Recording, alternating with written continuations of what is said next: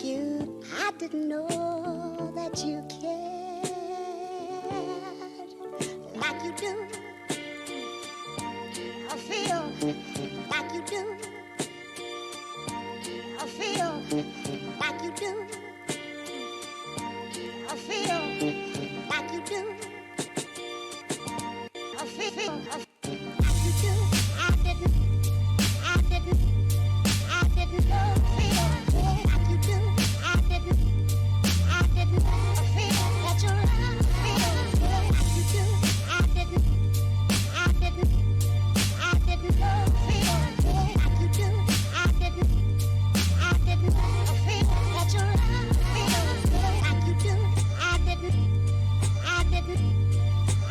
know. Feel like you do. I didn't feel that you're around. Feel like you do. I didn't know. Feel like you do. I didn't feel that you're around. Feel like you do. I didn't know. Feel like you do. I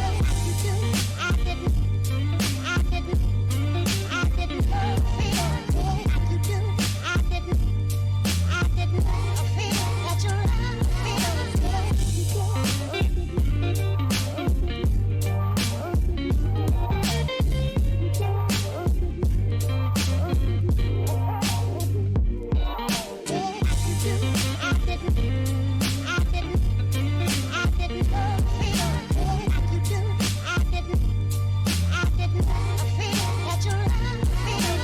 you do.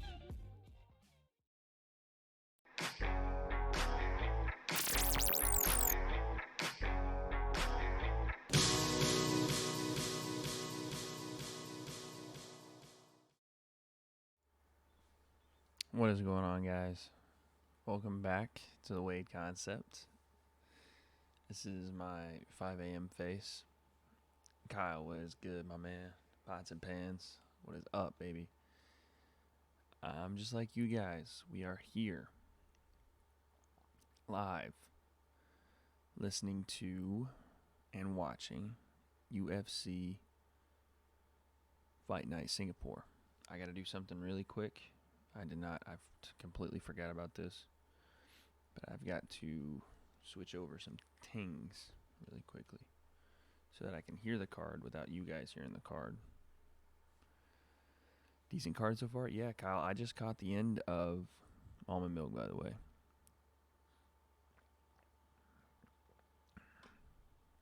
No picos added. I just got the end of the Yoder fight. Let's see who wins this. I'm going to work on this. Give me 1 second while I work on this, guys.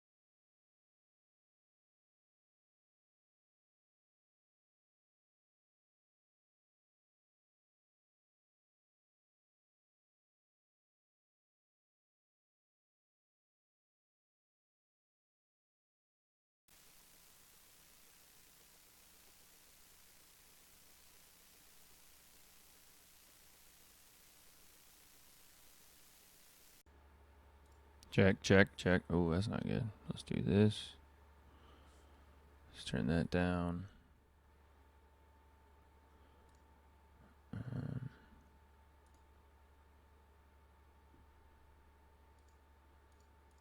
Do that. How's that? Kyle, good audio there?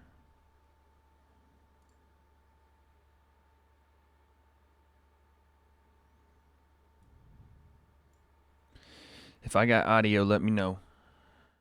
Let me know. Had to switch up some things because with my other setup, for whatever reason, when I try to play it, I play the actual like thing through or I play the actual pay-per-view through my headphones, so I gotta fix that. But we're good. So Kyle, you said it was a good card so far. I just saw my girl Yoder took a loss right there. Unfortunately, was that? I think it was a split.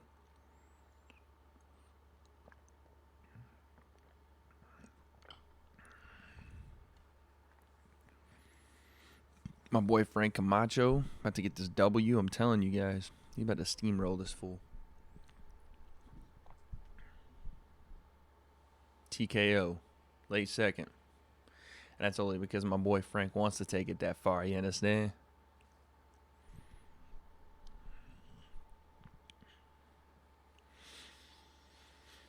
Oh, I'll tell you guys, I am not a morning guy at all. These are rough for me. I almost much rather would just stay up all night than get like 2 or 3 hours and then have to get back up.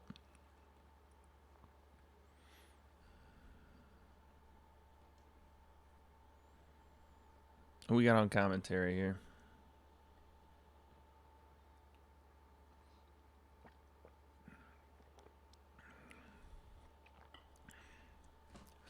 Going with Stevie Ray and the co-main. It's a must-win for both guys, I feel like.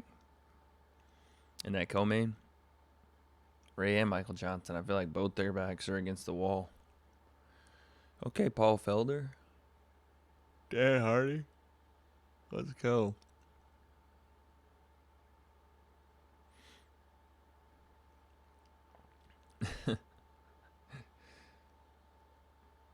There you go, Kyle. That's what I should have done, man.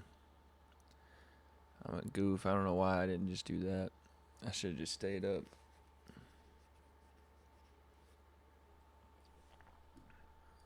I'm a niff. I don't know what I'm doing. I gotta go full screen. Let me do something real quick.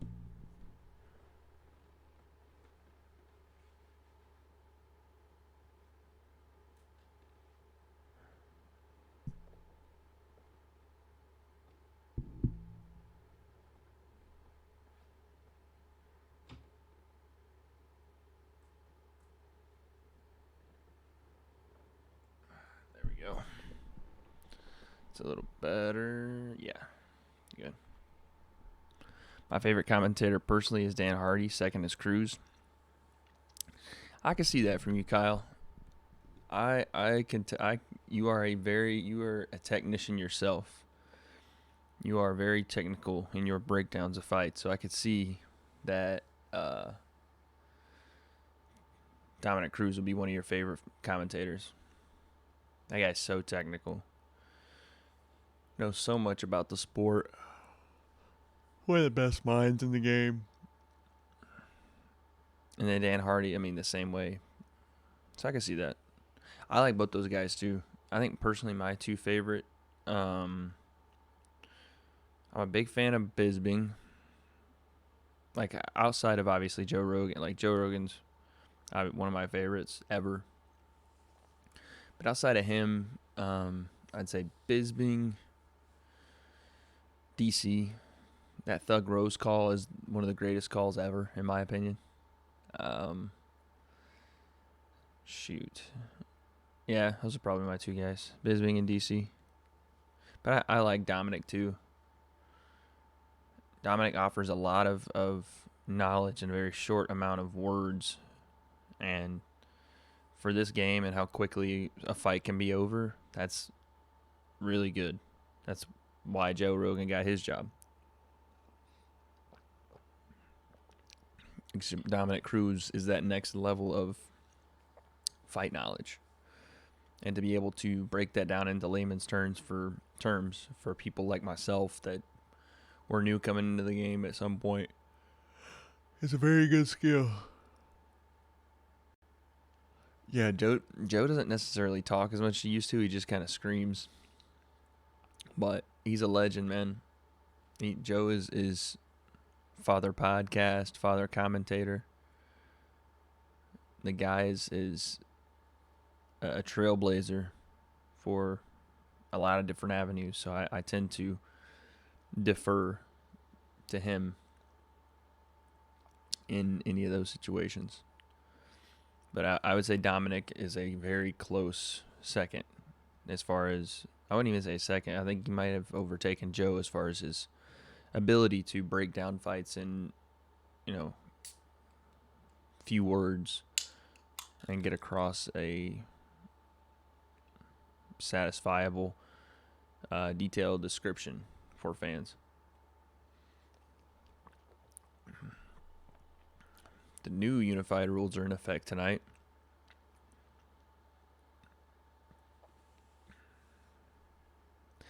I don't understand the use of instant replay at this point. So once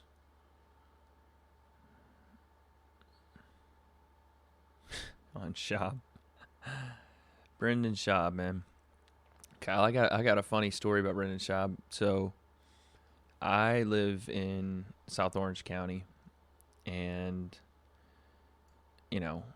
somebody like myself, I'm always looking to grow. I want to grow in this sport, and when I moved back to California, one of my goals was to intern with a well-known podcast and try to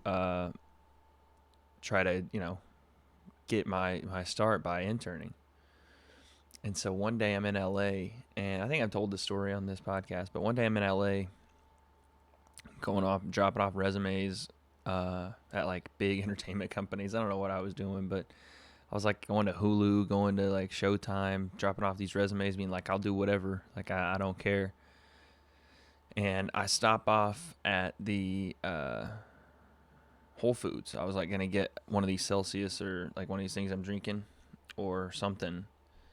And I'm walking around, and sure enough, I see Brendan Schaub walking around in the same Whole Foods over in Santa Monica.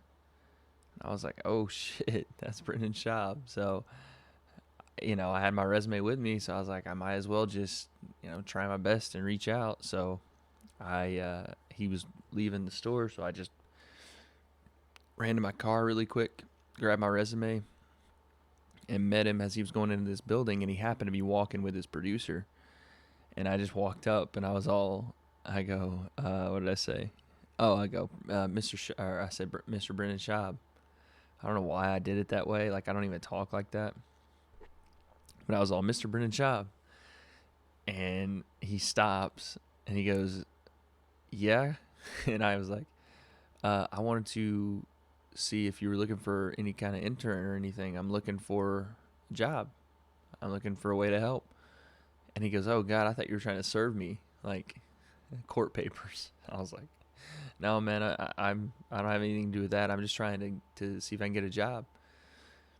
And he goes, oh, okay, like, do you know MMA? I was like, yeah, I'd like to intern at your podcast. He goes, do you know MMA? I was like, I do. And I think I could help out in that realm and in the pro wrestling realm, because at that point he was having like Rey Mysterio. Sorry, I'll have to be doing this with the webcam all day today.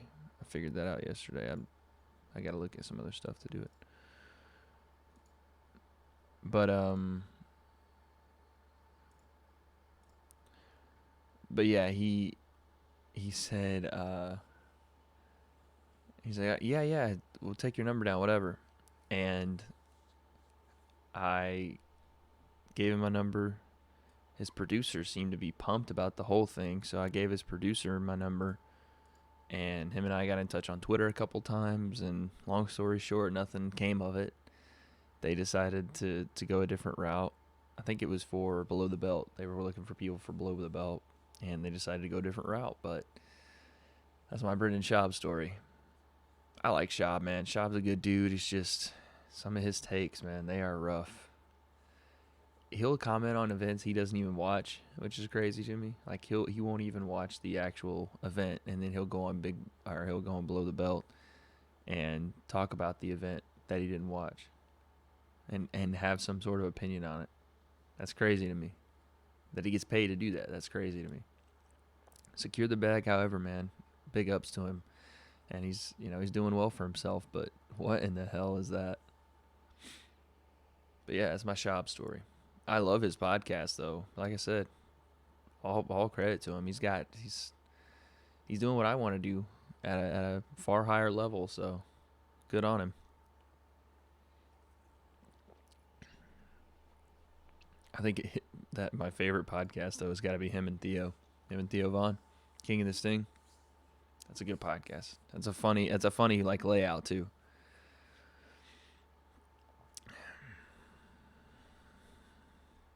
All right, you got Muslim, Salikov, and Didn't we react? Didn't we react to his last fight? I think we did. Where he KO'd dude in Abu Dhabi, like KO'd him flat. Schaub's a good man, but proof being a fighter doesn't mean you know everything. 100%. If there is ever proof that just because you're a fighter doesn't mean that you completely understand and or can compute exactly what a fighter does or how to compare fighters, Schaub is 100% the epitome of that. It doesn't mean that you're better at breaking down fights. In his case, it doesn't mean that you're better at predicting fights and or explaining what's happening or why it did happen just because you did fight. For Schaub, that is 100% the case.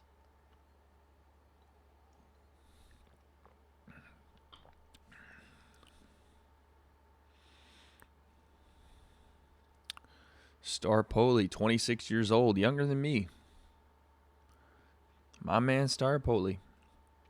Muslim Salikov is about to rail this kid, I think. Big, heavy hands.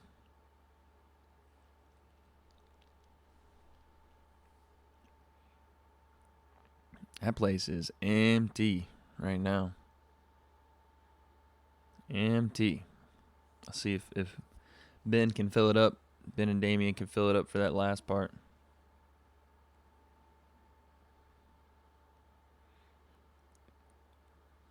This card compared to next week, night and day. Even this card compared to tonight's Bellator card. I wish I could watch tonight's Bellator card, but I'll be at work. I'd react to tonight's card if I could. Kyle, did you watch the main event last night? That was just sad. I mean, Frank looked okay, but it was just like watching him in real time. You got a sense for how slow both guys had gotten over the years. Like, Frank in 2011 did not look like that. And obviously that happens, especially at heavyweight. The disparity gets so much bigger as they get older. And it's such a definite speed deficit between them. Like, people forget Frank Mir was a heavyweight champion of the world at a certain point. Like, and now it is definitely the back half of both their careers. I would say the back couple holes. Yeah. Yeah. Roy just ran head first into that wall. I won't even say he ran. He walked gingerly into the wall that he hit because, man, those inside leg kicks were eating him up last night. He still got power, which they always say is the last thing to go for heavyweights, but sheesh, that speed is like he was on 0.25 on the YouTube speed meter. It's like we slowed the video down for both guys. Yeah, they say Frank Mir's daughter is like a freak athlete though. They say she's like starts on her football team. She's like got some Kempo. I think he's like a Kempo background guy, but she's like some Kempo champion and great grappler as well. Like nasty on her. Oh, nasty off her back. Throwing up submissions and stuff, and then she's a great wrestler too. The next generation of fighters, man. It's crazy how life works too, because we're gonna be seeing Frank Mir's daughter coming up. We're gonna be seeing like all these famous fighters' kids in a couple of years. Yeah, they're fighting at about 5.5 frames per second. That's funny, man. Yeah, they both still had their chin, and Frank took some shots, but yeah, they were in slow motion. Salikov looking fresh. Through the 2-3-2. Salikov with a nice right hand, hook right hand. Oh, that's right. We got Corey Anderson, Johnny Walker on UFC 244's card, man. That's a huge fight, too. That's on the prelims. Salikov goes high with one. Starpoli is bigger than I thought he was. What weight class are we at right now? Is this 170?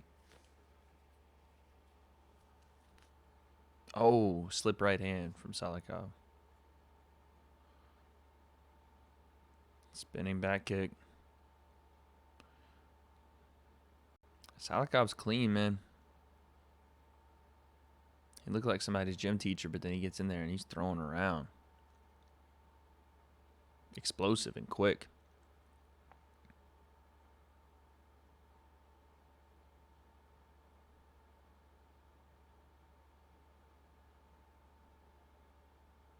Inside leg kick from Salikov. Dude, I'm watching myself on like the YouTube delay. I look like a zombie right now. I'm trying to get this Celsius to wake me up. Oh, question mark kick. Lead leg question mark kick.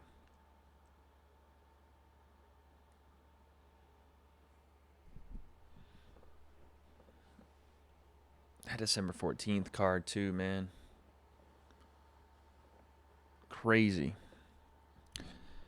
Oh, another right hand. So I guess we got some news as to what's happening with Nate Diaz and Jorge Masvidal last night. Apparently, the UFC and USADA both, spinning back elbow, both have come out and completely exonerated Nate's name. I don't know if that's going to be enough to get him to fight, or what this, like, how, I don't understand how they did it so quickly to retest his I mean, I do understand because it doesn't seem like it should be that hard to retest a tainted supplement and clear a guy's name, but of course it only happens when it's the main event of MSG and not for guys like Sean O'Malley or Neil Magny or any of those guys that had to take time and money and effort and lost all those things because they were falsely accused of being on some kind of performance-enhancing drug.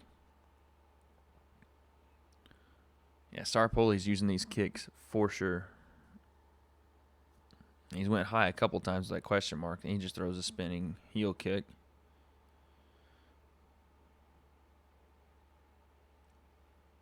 What's your favorite kick, Kyle? Like, not even if one you can throw. Like, there's my favorite kick I can't even throw.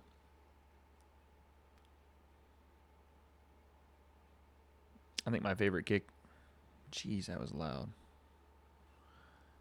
I think my favorite kick is question mark kick. I'm a big fan of the question mark kick. I don't know why. I just think it looks cool, to be honest with you. I just think it looks dope. But I can't quite throw it yet. I mean, I could throw it, but it doesn't land like I want it to. When I throw it, it lands like a little slap on someone's shoulder because I'm not flexible enough to throw it yet. Rear 360 jumping roundhouse. Jesus Christ. Yeah. Like what's his name threw? Well, faked. And then hit threw the right hand behind it. And then Bellator. Raymond Daniels. Raymond Daniels faked one and then threw a right hand. I was thinking you're gonna be like, yeah, like front leg side kick or something cool. My man said, or something simple. My man said rear 360 jumping roundhouse. Straight to the video game. Hey, I respect it, man. I respect it. Oh.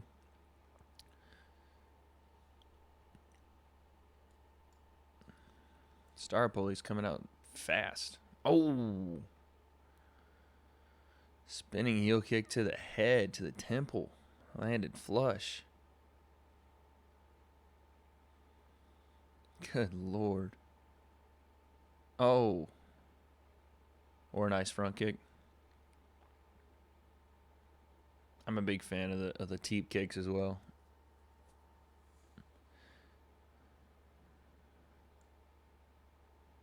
I'm not as big a fan of like the lead leg side kick to the knee, like the front leg side kick to the knee.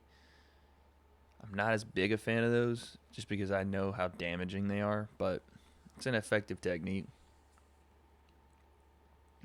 You don't see a lot of people that use it really. Oh, but the ones that do use it, John Jones, Holly Holm, Darren Till, Conor.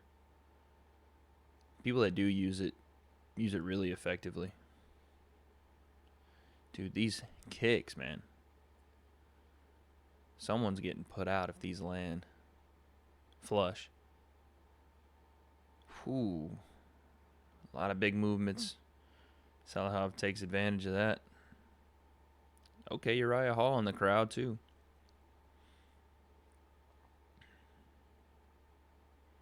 Is it Staropoli? Staropoli is super explosive.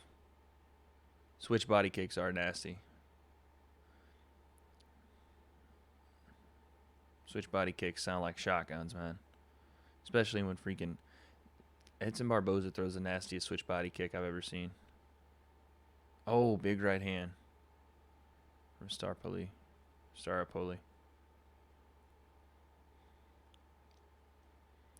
I'll say this: Selikov's doing a good job of maintaining cage control, maintaining octagon control in the center, always having Staropoli on the back foot. Even when something like that happens where Staropoli throws some huge explosive movement, spinning heel kick, Selikov gets right out of the way, and then big right hand. Oh, he's landing too. And then reestablishes that dominant position. Good counterpunching here from Salahov too. Really good. Good head movement, good reactions for the kicks up high. He's catching them. And then throwing the right hand or tripping. Oh, body kick. Spinning body kick. Yo, Salahov has it all in the arsenal, man. All the kicks. Oof. Another try on that spinning elbow of Sarpoli. Oh. Uppercut body kick. Salahov pouring it on, too. So yeah, Starpoli's hurt right here. Trying to hold on.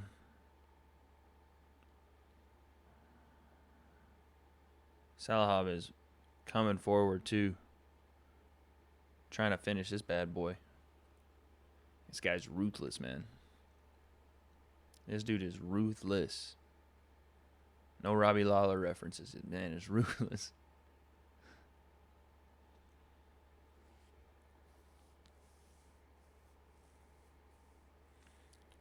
Dude, if Khabib could strike like Salahov, Khabib is going to be considered the best fighter ever. But Khabib would be the best fighter over 3 weight classes if he could strike like Salahov.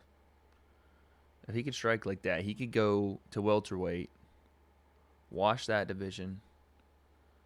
He said he could go down to 45. I don't know if I believe that. But I can see him making waves at middleweight if he could strike like that. Because you hear the power that Khabib possesses in his grappling. Big right hand. enough to be able to hang with the likes of DC and Luke Rockhold straight up grappling. He's hanging with, two gentlemen that probably outweigh him by at least 20, and then in DC's case, 40 to 50 pounds. Maybe even 60, 70 pounds in DC's case. But to be able to hang with them in that grappling with that kind of power, if he was able to strike like this, oh my Lord. Let's just say Conor McGregor wouldn't be doing press tours in Moscow if Khabib could strike like that. He'd probably be retired. Conor would probably be retired.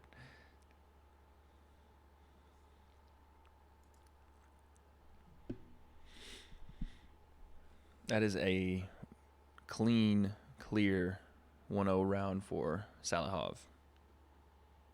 Did great work on the feet. Did a good job reacting to big volume strikes from Starpoli. Catching his kicks, outside trip, or firing back the right hand. And then, just in the stand-up, getting his shots to landing big right hands, clean uppercuts, set him to a knee with the hook, short hook. Then the body kick. That was close to being stopped.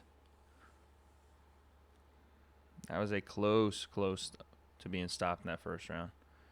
Clipped him with the short hook, the short right hand. Then landed that body kick. Got a bunch of swelling under that right eye from Starpoli. Right eye. 2-0. I said 1-0. Jesus Christ. It's 5 a.m., guys. Give me a break. Yeah, Starpoli is definitely urgent, but this is where Salahov can really score in this third round. Use his grappling here.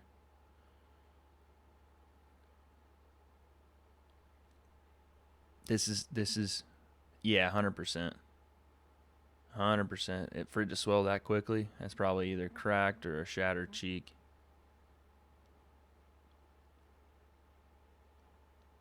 But this is what kind of goes back to what you're talking to, Kyle. If you have somebody that can strike as well as Salahov is striking and also be an expert grappler, man, you get up 2 rounds on somebody, you're not losing. Unless you just completely forget game plan and forget how to fight in that third round and get clipped, which almost happened. But Salahov's such a great grappler that I guess if you're Starpoli, you have to kind of go for broke here, but Salahov can catch him coming in and being wild, take this quick double leg or single high crotch, drag him to the ground and lay and pray for the next 3 minutes, win this fight easily. I have a feeling Salahov's not going to do that, though. Nice straight right. Holy cow.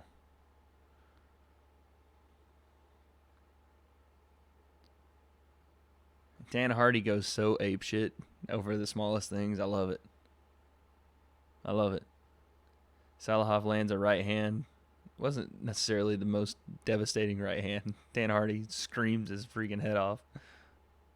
I love that kind of passion, though, man. Oh, that was clean. Spinning back face landed straight.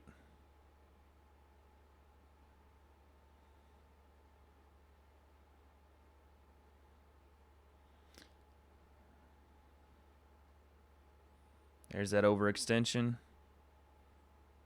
And Salahov now got control on the fence. Underhook. I'll say this, though. Starpoli has come out with way more urgency in this third round. And because of it, is landing big shots, too. Just landed a left hook to the body, another one. Obviously, it's Monday morning quarterbacking here, but holy. But you get more of this in that second or first round, we could have a close fight here. It's tough to say that, though, because you don't necessarily have to be as desperate and urgent until you are down on those scorecards or until you're in trouble. But I like the way Starpoli's fighting in this third, for sure. Salahov open mouth breathing right now. Breathing completely out of his mouth. Not good. Ooh, jumping front kick. Yeah, Salahov's kicks are they have no tell at all, especially that spinning heel kick. Has no tell behind it. That thing just comes out. There it is. Yeah, and that's a good point. Dan Hardy's just made the point of that timing too. Beautiful timing on these spinning techniques because it's so easy to get caught in a mid spin by untiming it, by not timing it correctly at all.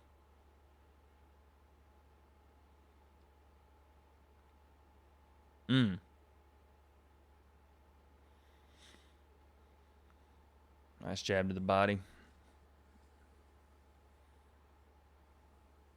Ooh, yeah. This is a unanimous decision for my boy Salahov.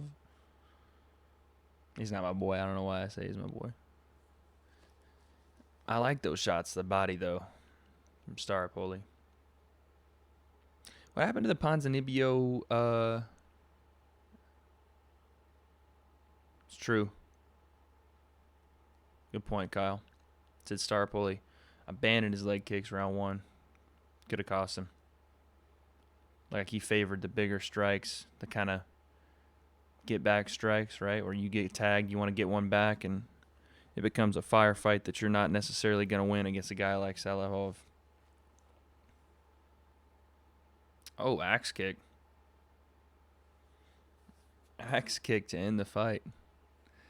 I was going to say, what happened to the Ponzinibbio Lawler fight? Ponzinibbio,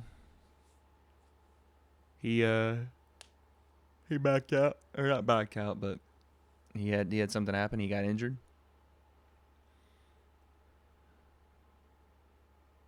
Because I heard that Mike Perry wants that fight, which sign me up.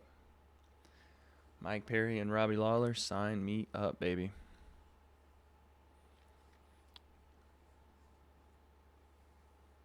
I'll watch that fight every day of the week.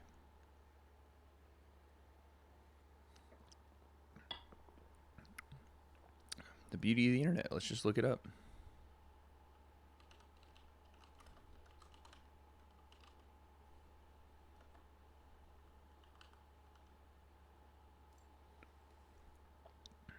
Santiago Ponzinibbio out of the fight. Why, though? Tell me why. It's been a while since I saw Ponzinibbio fight, man. And he's on a streak, I think, right?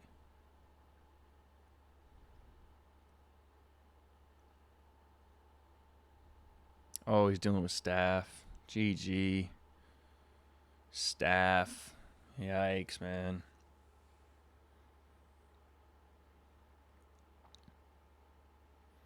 Staff's not only taking Ponzinibbio, Staff just got Junior Dos Santos, man. Staff is a real killer. That junk is no bueno. I do not want 29-28. I guess you'd give him the third. I do not want any part of Staff infection. So much so that I got like blisters and stuff on my feet this week from running in new running shoes because I'm an idiot. And hadn't got on the mats like at all this week. I went once because I have 4 or 5 blisters on the bottom of my feet that are opened up. I do not want any sort of issue with that.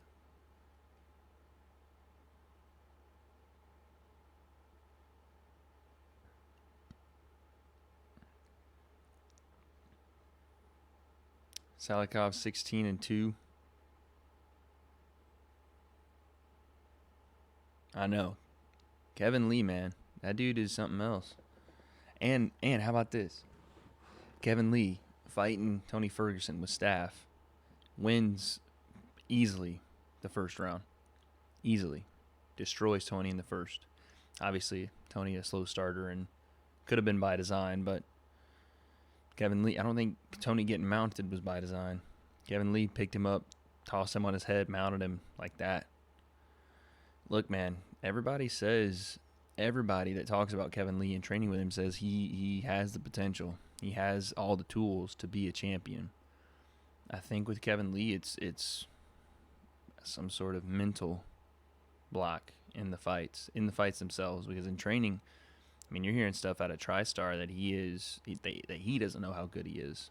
And that's coming from Faraz and George St. Pierre, who are quite possibly the best duo outside of John Kavanagh, Conor McGregor, and Javier Mendez Habib in the game. So that guy is a problem if he could ever get it together in the fight.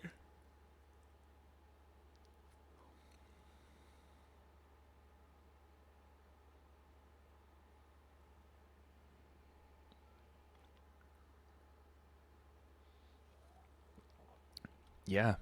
Yeah, Kevin Lee destroyed Edson Barboza except for that one kick. Yo, Kevin Lee, my poor guy, man.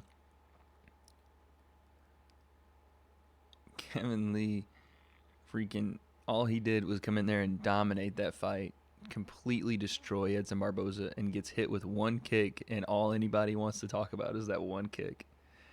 To be fair, the kick was insane. It was a fucking crazy kick. But he got memed like hell for that.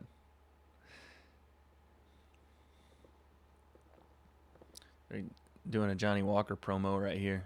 Yo, Johnny Walker's the freaking boogeyman, man.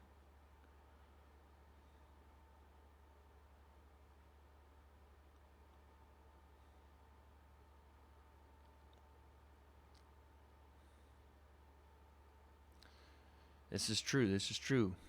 Corey Anderson does bring a different level of pace than Johnny Walker's seen, if he can get out of this barrage that Walker puts on you in that first round.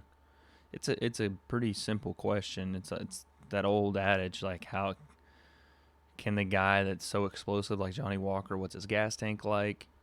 Can Corey Anderson survive that first barrage of crazy strikes and explosive movements that Johnny Walker brings?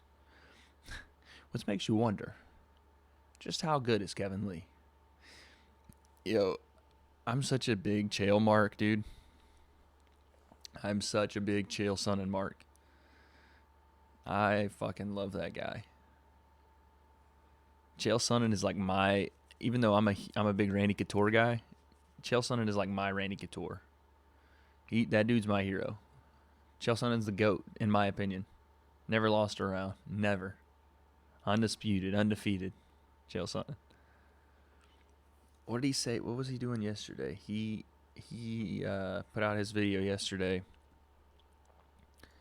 He put out his video yesterday about the Nate Diaz stuff, and this was before all this new news came out. He was like at Bellator's cage doing the video, which was awesome.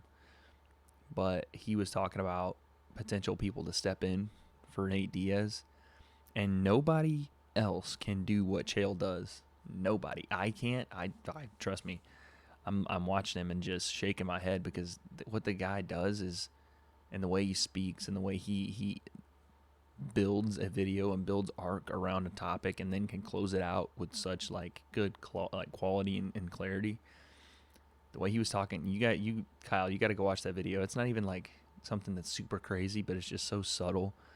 The way he's like talking about it and how he covers all his bases, and he's like, look, I know this is not going to happen. I know that, but I'm offering it to you because it's fun. Still undefeated, still undisputed, still the baddest man on the street of Westland, Oregon. Yeah, Chael's the GOAT, dude. But yeah, you got to go watch that video because he basically says if anybody should step in for Nate Diaz, if it's not going to be Nate, it should be Nick. But the way he says it, I can't do it, but Chael's the GOAT, man. Chael's the actual GOAT.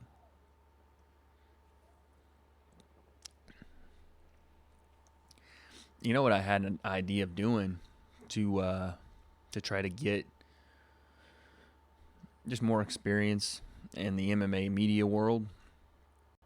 I think I want to try to go work at I don't know if I would like to, but it's a little bit further away, Jay Glazer's gym in West Hollywood. I think I want to go over there and apply for a job and just see if I can get around that team, because Jay Glazer has a ton of guys in there that, you know, not only like Randy Couture, who's one of their trainers over there, But he has a ton of guys that are former athletes, that are former professional athletes that are trying to make that move to MMA. And Jay himself works for Bellator, so I think it'd be a win-win. It'd just be one of those jobs where I'd have to get up and drive like an hour and a half to get to work. Oh, yeah. That's funny, man. Jail, look, dude, Jail is the only guy that can pull something like that off and get you like enthralled into what he's saying, and you're taking him seriously, and then he just hits you with Nick Diaz, which I can't disagree with him. I'd love to see that fight too. Can you imagine? This is like on some pro wrestling shit, but can you imagine? Like, what is it? It's the 26th. The day of the fight, November 2nd. They don't have any news, and all of a sudden, boom, Nate Diaz isn't coming. Nate Diaz is not showing up for the fight. He's still pissed off about the adverse finding, whatever. And all this is reported, but the UFC says we still have a fight on. We still have a fight on, and it's going back and forth, back and forth. All of a sudden, fight time comes, and you see Jorge walk to the ring. He's sitting there waiting, and Nate walks to the ring, but he walks to the ring behind his brother Nick. And they just, obviously, the commission would never sanction it, but they just go with it. I'd get some goosebumps seeing that. That'd be dope. Because Nick, say what you will about the Diaz brothers, but both of them have been loyal to this game. Loyal. And Nick got screwed. Nick got screwed by USADA. So I understand why Nate is not a big fan of USADA. But yeah, USADA screwed Nate out of some of, I don't want to say the best years of his career, but definitely some of his better years.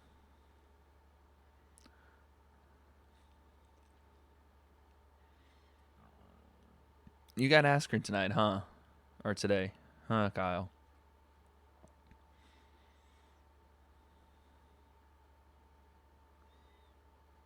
Mearshart in his corner. I don't see how Ben wins this fight. I don't. Unless he just wins a decision. I mean, that's the only way I see Ben Askren winning the fight. I just think Damian Maia has more form on the feet. I think, damn it, webcam. Yeah, when my webcam freezes, I'm always in the most like ridiculous positions. That's not good. That's not a good look.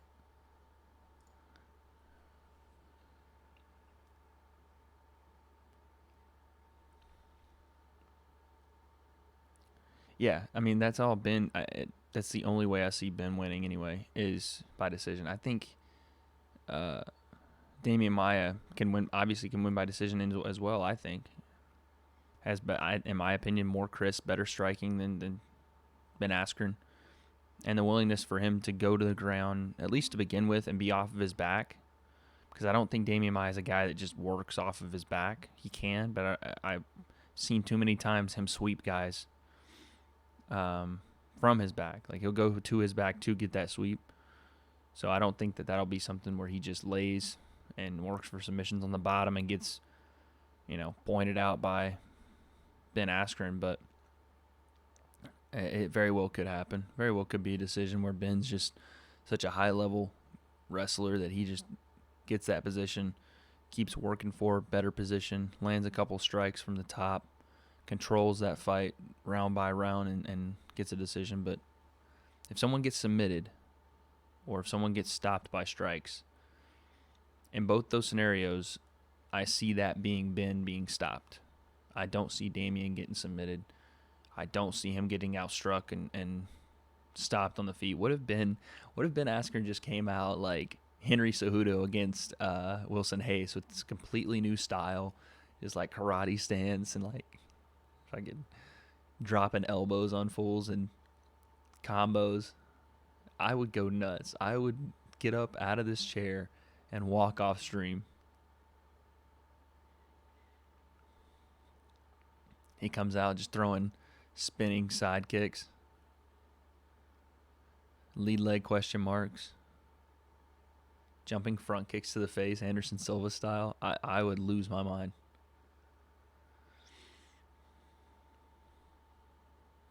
spin, lands a huge overhand right, scores massive knockout. Yo, the whole thing this week has been bench should run across. Well, Chael was saying that Damian should run across, but everybody's been saying Ben should run across the cage and throw a flying knee off the rip. That would be great. I would get, not that I am paying for this because of ESPN Plus, but I had to get my money's worth. Screw the rest of the card. If Ben Askren runs across the cage and throws a flying knee, regardless if it lands, that'll be worth the money I pay for ESPN Plus per month. That $5.99 or whatever it is, $9.99. We got some heavyweights going at it, boys. Dontel Mays, 4-fight winning streak, 5 knockouts. It's a Contender Series guy right here. Dana's said many times that the Contender Series is meant to find, possible future champions. So anytime somebody from the Contender Series fights, I always pay attention. This isn't like a Dana White looking for it is in a sense, but it looks more so like the people they are scouting specifically to become champions at some point.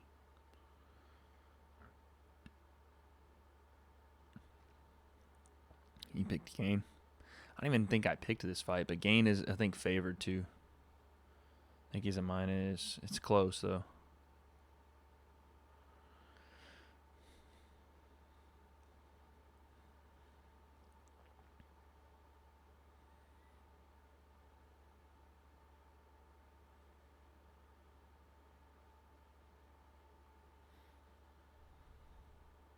Oh, my Lord.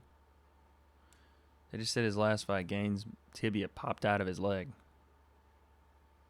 I don't know exactly what that means, because if his bone popped out of his skin, he wouldn't have been able to fight. I'm sure he just broke his tibia, which is obviously not anything to scoff at. That's the bone in your leg. It's not the big bone, but it's still a stabilizing. Anytime you break a bone and then still go and fight. My man has the Matrix tattooed on his back.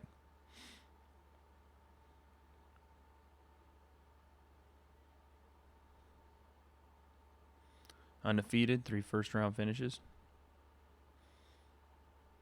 His tibia dislocated. Yikes. How do you walk? I know it's not your femur or fibula. Tibia, fibula. I don't think it's the weight-bearing bone, but still. I don't understand. These dudes are different breeds, man. You guys heard the story yesterday. We were talking about Randy Couture and how he was trying to foam roll out a heart attack. What? He said he thought he had a dislodged rib or a pulled muscle. This fool had a massive heart attack, and he's like, I'll just go foam roll it out. Different breeds, man, I swear. These dudes are different breeds, man. It's crazy. Let's see. Mays weighing in 11 pounds heavier, a couple inches taller. Reach is the same. Mays a little younger. 6'6". Cool.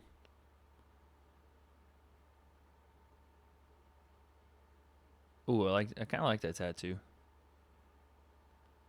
Got the double swords with the shield. That's kind of dope. Louisville, huh? Okay. Southern dude. I respect it. I respect it, Mace. Southern dude.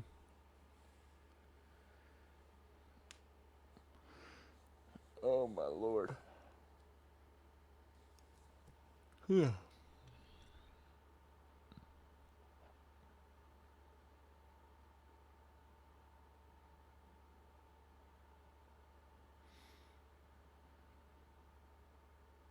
It's about to be fireworks. This is about to be fireworks. Herb Dean.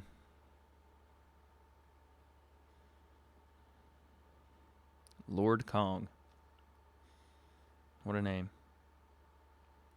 What a name. Here we go. Touch him up.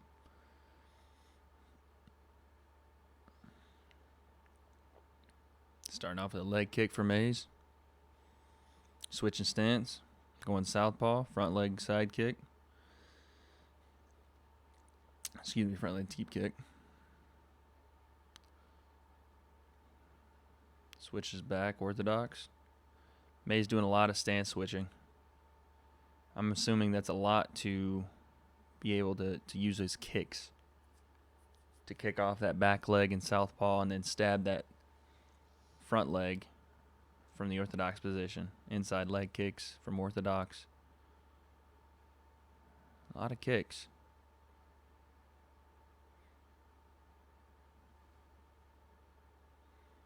Gain looks very calm with what's going on.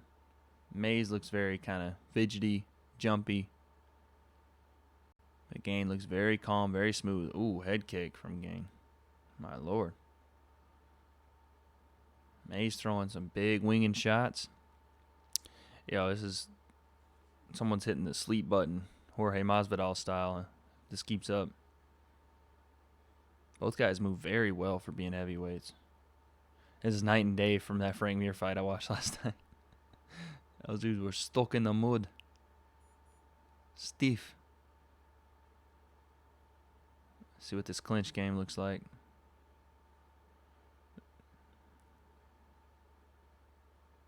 Are they saying Mace trains with Jackson Wing?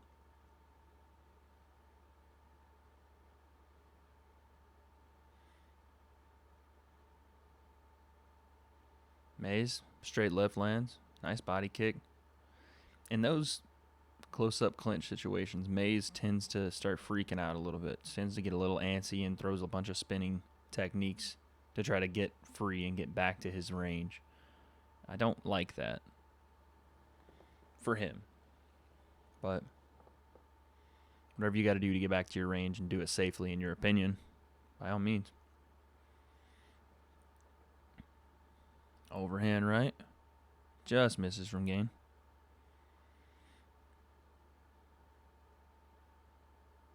I was going to say, this pace has got to slow down at some point. Yeah, he does, actually. That's a good point. Gain kind of does look like Anthony Joshua. Oh, right hand landed from Gain.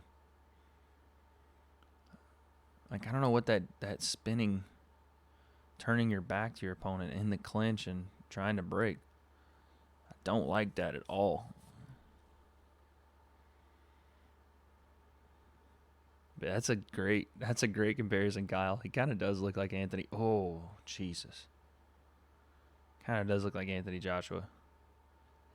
If Joshua shaved his head, these dudes are identical. It's the same guy. Oh.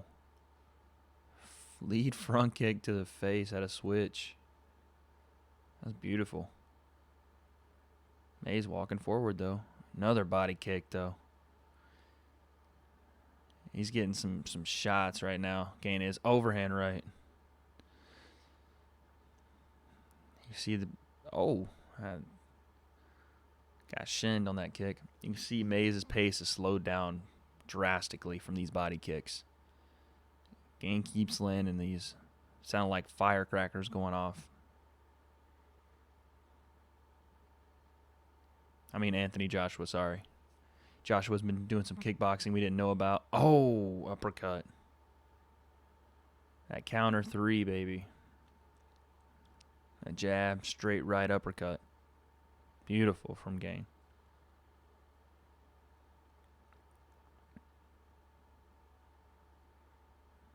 Body kick again from Gain. Switching stances. Another body kick from Gain. Gone. All the announcers pronounce it different, so I'm doing the same. Gain clips him with the left hook, and there's some eye issues. Now Gain is landing some huge shots on the cage.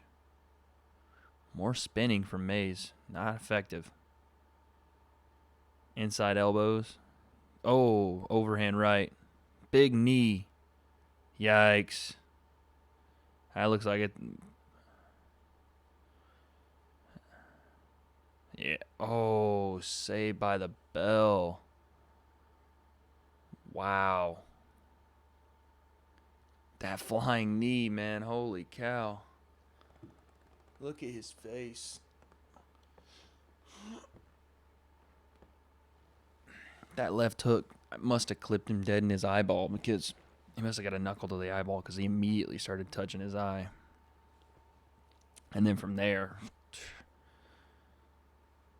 Gang just poured it on. That flying knee did damage.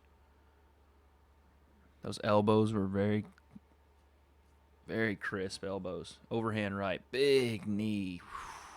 Jesus. Once he passed that guard, I thought it was over. Luckily, the round ended. Gang looks like a future champ to me, and I thought that about Till and Conor early. Hey, Kyle giving the freaking golden blessing to Gain. Very well could. I saw it with I think a lot of people did with Till, and I felt the same way just because of how explosive he was, how big he was for that division. Conor, obviously, I had all the high hopes for Conor coming up just because watching that guy and watching him fight mesmerized me. I didn't even know anything about him being champion. It's just when you watched him, you knew there was something special. You knew, like, regardless if it meant, oh, nice step back right hand. You knew that regardless if it was one belt, two belts, whatever it was, he was going to do something special in the sport that no one had done. Because every time he fought, it seemed like he was doing something no one had done. Man, Mays, I really don't understand these spinning back fists to try to avoid exchanges. Turning your back on a guy that is as crisp as Gain is not a good idea. And, you know, yeah, it's a 1 in a million shot that you land that spinning back fist. Otherwise, you're getting tagged with 2 or 3 shots for your trouble. And we got a kick to the dick. If it wasn't 5 a.m., we could play a drinking. That's what we might actually do that for the November 2nd card. Play a drinking game for kicks to the dick. I don't know if I make it through the card though. It's always at least 5 or 6 per card. Sometimes 2 or 3 per fight. So I don't know. I don't know if I can survive that long. Kicks to the dick.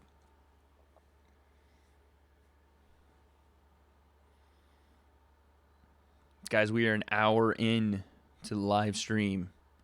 Like I said, your favorite YouTuber ain't doing this. Your favorite MMA commentator, your favorite MMA video maker. I might not be the most captivating, but damn it, I'm here. I am here. And I always will be. As a fan, Conor pretty early before the second belt, Cage Warriors. Dang, you were in on the ground floor with Conor. I caught Conor's fight against Diego Brandao. I went back and watched the Marcus Brimage fight after, but the Diego Brandao was the first time that Conor got on my radar, and I was like, oh, this guy is something serious. What was that, his second fight in the UFC, and they had a card in Dublin for him? But yeah, I watched that fight. I watched his techniques. There's that spinning back fist again. And I was hooked immediately. And then I went back and watched the Brimage fight. And then I went back and watched the Cage Warriors fights for Conor. But you could tell the guy was special early. I mean, it's just like that with all the greats. You could tell that DC was going to be, that he was special for his division. A guy his size and his stature, being able to toss dudes around and throw them on their heads. And he was fighting at heavyweight when he came into the game. Throwing Josh Barnett through the air like a rag doll. Crazy. John Jones not only showed us he was going to be a champ at a young age, he was a champ, the youngest. Coming out in his championship fight as a contender against Shogun Rua, who at the time, yeah, he's a legend now, but he was almost a mythical character at that point. Like, Shogun was, no one wanted a piece of Shogun. John comes out with a fucking flying knee right off the rip. The just no respect. Oh, Shinned on those inside leg kicks. That's the worst. Left hook lands. The second round is a little more even. Mays has had some success, even with that spinning back fist. But I would still, at this point, just off of accumulation, give this round. It'd be close. We'll see what happens in this last minute 30.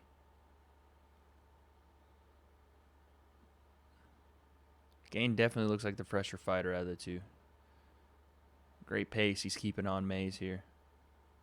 Mays isn't moving nearly as well as he did early in that first round. No switching stances. Nice takedown from Gane. Beautiful. Beautiful work from Gane.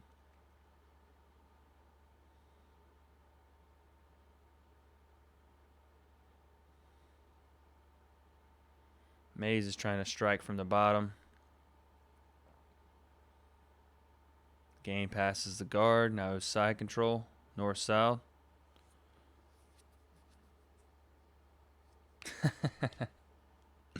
UFC Singapore, man. Anytime anybody gets north-south, people start going crazy. It's so funny.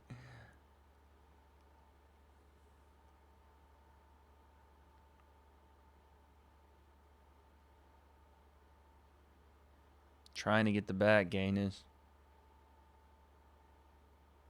Nice wrist control, though. Nice knee.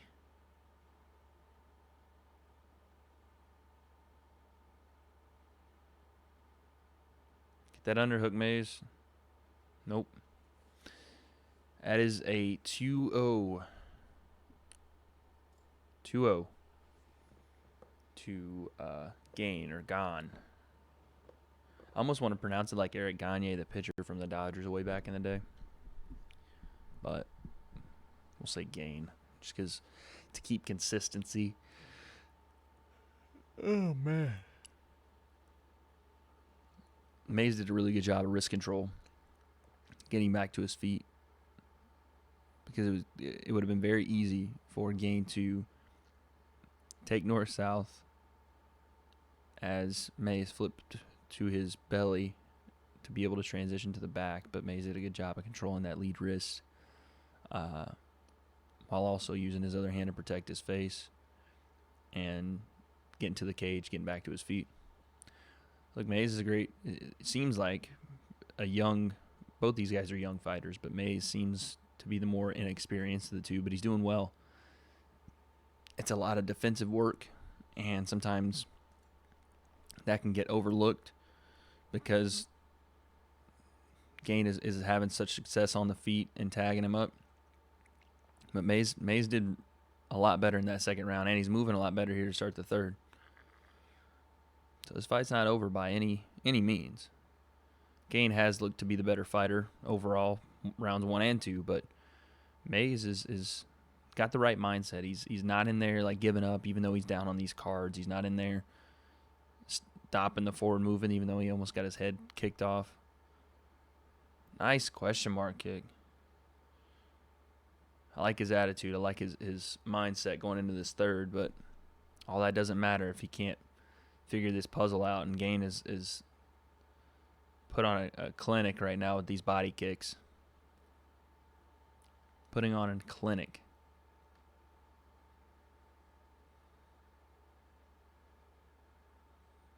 Nice push kick.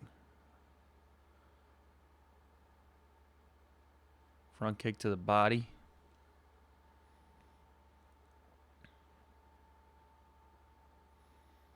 Double jab right hand just missed. Great defense right there on the cage from Gane. Got the overhook, shucked him off, slid out. That's a Yair Rodriguez combo right there. Front kick to the body, right hand behind it.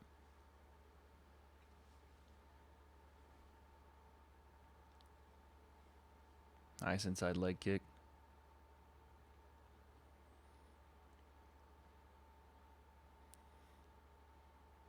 Oh, a straight left just misses. Just missed with the straight left.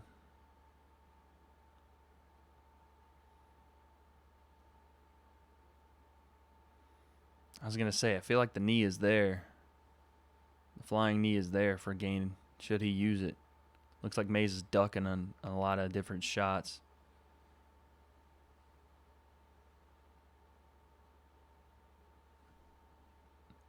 He almost wanted to throw that spinning back fist again.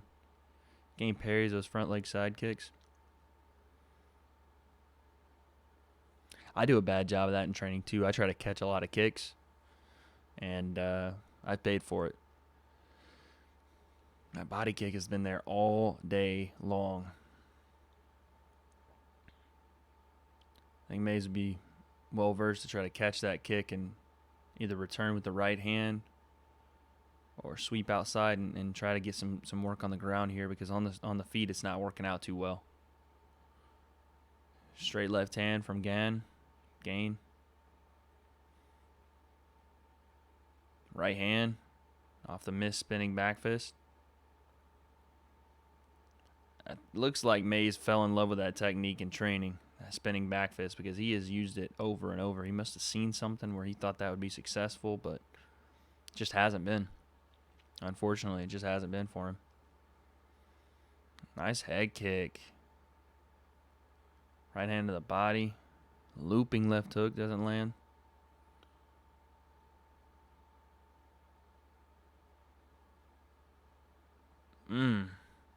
Body kick to Mays. That one hurt him. Another double spinning attack missed. Knee to the body. Oh, Gane's getting tagged up, or Gane's tagging up right here. Another knee to the body.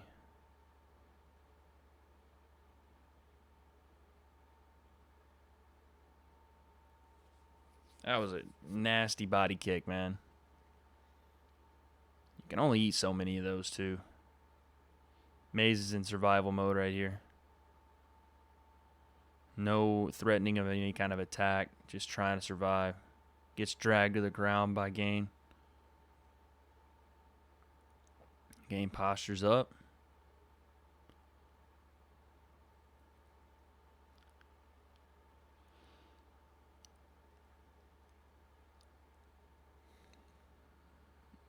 Elbow.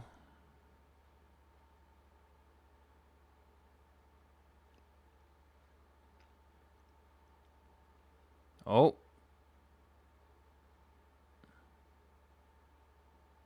Got it. Wow. Gane ends the fight with a heel hook. Holy cow. Look at that. That's actually dope.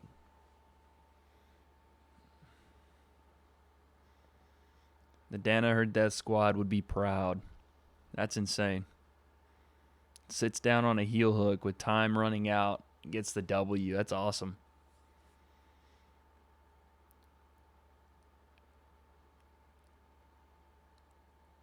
That's crazy.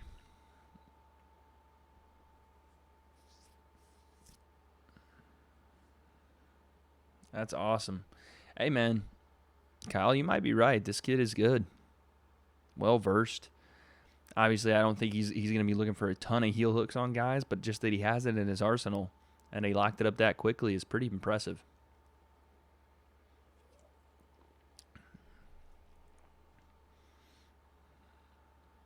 Cinched it super quick, too. Almost like a heel. He locked that in quick. Sat down. Wrapped it up. That's all she wrote. Have to. He's taking that leg home with him if you don't, my man. 2 subs. From a glory kickboxer, man. That's a big dude. Hey, look. That was a damn good performance. Showed a lot of different variety. Obviously, crazy good striking on the feet. The body kicks really did Mays in. And then the ability to not only get the takedown there at the end, had a couple of takedowns, but to get the takedown, land some ground and pound, and then, again, show off that diverse submission game. Sits down into a heel hook, gets the W. Conor Gain coming up, man.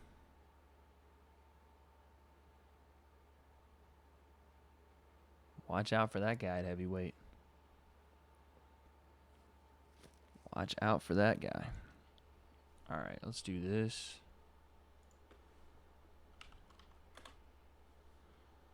Let's do one of these. It is 6:17 in the morning.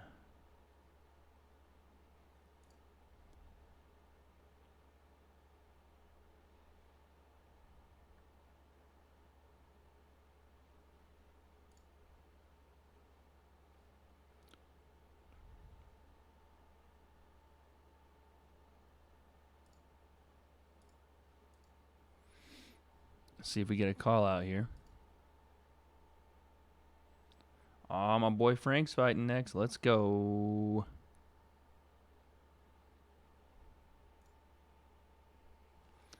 Let's go.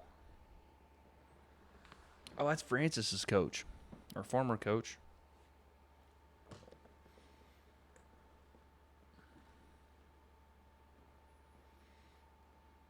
Is that Francis? Is that still Francis's coach?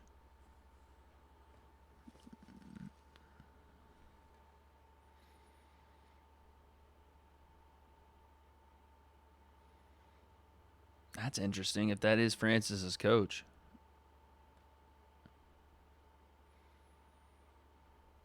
It's a good question, man.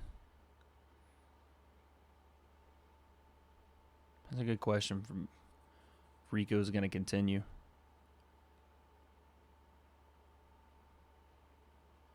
I'm very interested in how this dynamic's going to work if this guy Gon is in the same gym as Francis. Two big heavyweights in that division under the same coach. That's interesting to me.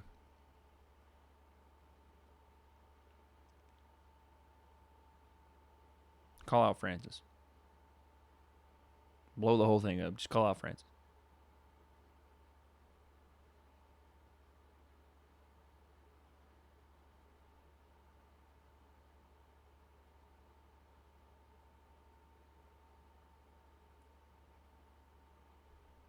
That's crazy. He can speak English, but it's like really hard for him to understand it being spoken to him. Maybe it was just Dan Hardy's accent.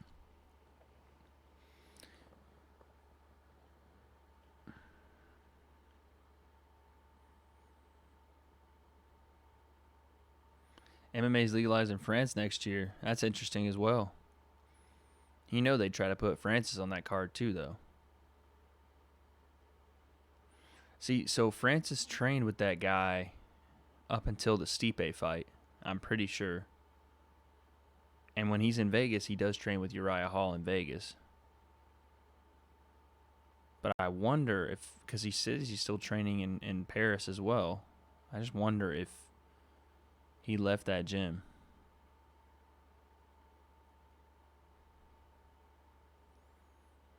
You gotta watch there's like a video somewhere on YouTube of Francis on his first day, like training, like officially training. And the skill he had just in his first like sparring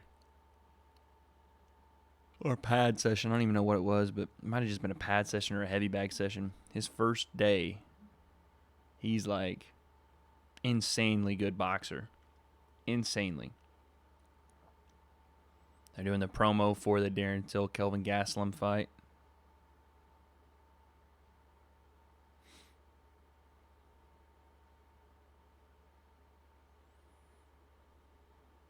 This fight's insane, man. I don't know if I like it for my boy Darren Till. Should train at City Kickboxing. I'd love to see Francis train at TriStar or at AKA. Obviously, with Cormier being there, probably not the best idea, but I'd love to see it. I'd love to see him travel and train at different gyms, develop some sort of grappling top and bottom game. Because in the clinch, Francis, there's nobody stronger than Francis at that division.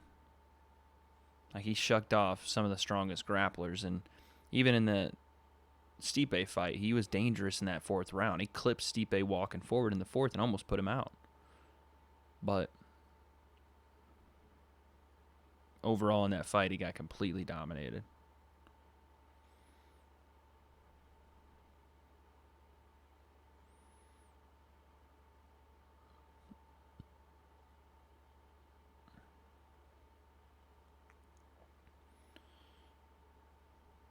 It's going to be a good fight.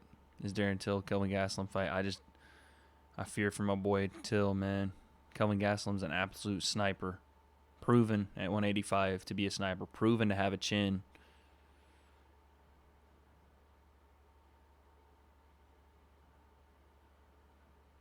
I hope that my boy Darren Till gets it done. I hope our boy Darren Till gets it done, Kyle, but it's a tough task, man. That story came out that Dana even was like, no, dude, don't take this fight. Do not take this fight. Like, begged him not to take this fight. Till was like, nah, I'll take it. Even though I feel like there's more to that than Dana just saying, like, don't take the fight. I think Dana knows how these fighters think and will coerce them into taking fights by saying things like, don't take that. I don't want you taking that fight. That's a dangerous fight for you. Knowing that guys do not appreciate being told that they shouldn't take fights or that fights are too dangerous for them. It's the same thing with the Conor Jorge stuff, right? Where Dana comes out, says Jorge's too big for Conor, and almost like clockwork, Conor comes right back and is like, what do you mean he's too big for me? I'll fight him right now. What do you mean he's too big? What are you talking about? Like, Dana knows what he's doing, man. He gets this. He is the fight promotion game. He doesn't just get it. He is fight promotion.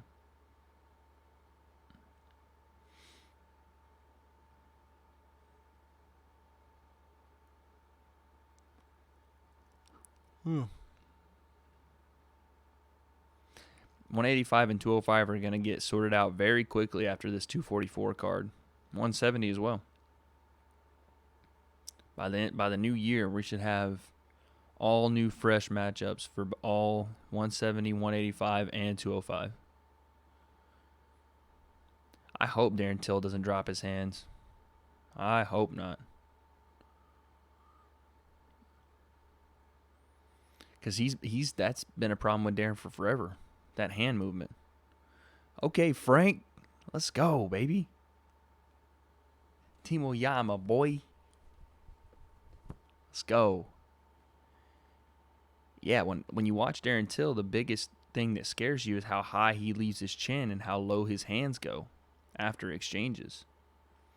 Right? Because when he throws that, I mean, what got him hurt against Tyron Woodley was throwing that Nassim kind of corkscrew uppercut, lead uppercut with the right hand to throw the backhand behind it. And when you throw that, and especially when you don't keep that backhand up, the pull right hand is there, and he caught it flush. And then you saw in the Jorge fight multiple times, he got caught with that switch left hook, running forward, kind of momentum, right hand switch left hook, right hand switch stance left hook, and every time his hands were not there. He does that kind of hands up and down movement like this as he's wading in. But Kelvin's a sniper. Darren is too. Like, I'm not here to say Darren's going to lose that fight. I think Darren has incredible power. I think he's got great accuracy. I don't think he's afraid to be clinched. I don't think he's afraid to be wrestled. He's a strong dude. I just want to see how that goes. 3 rounds too, so you know, cardio I don't think will be an issue for either guy. Yeah, I'm excited, man. I mean, my heart, of course I'm going to pick Darren. I'm not going to pick against Darren Till, but I think we all know Kelvin Gastelum shows up, man. How about these rumblings about Kelvin Gastelum, Tyron Woodley? Kelvin says he wants that fight back. Sign me up. I'll watch that fight 100%. I do not mind that fight at all.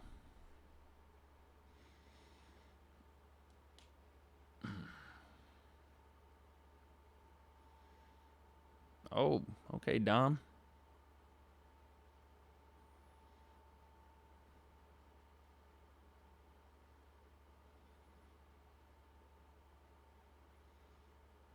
Gil Melendez. Part of Team Diaz.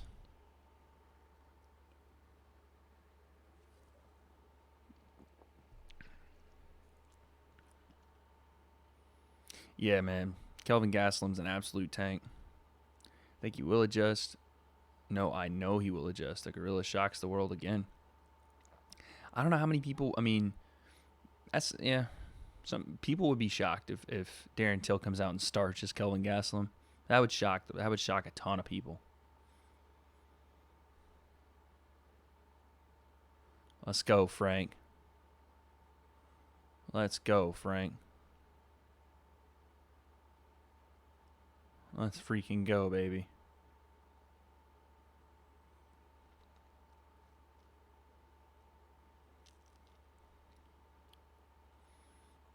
Beneil Dariush, no joke. So, if you guys don't know, my boy Frank Camacho, one of the fighters at Team Oyama out here in Orange County, California.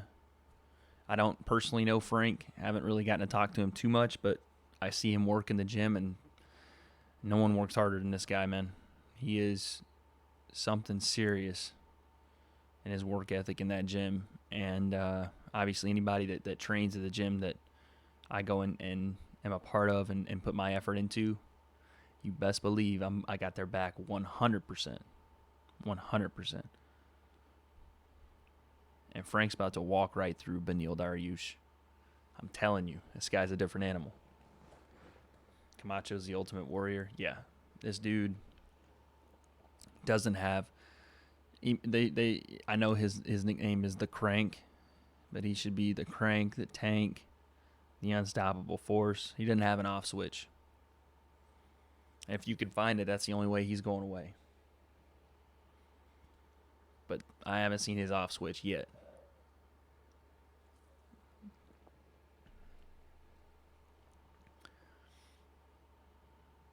I'm nervous.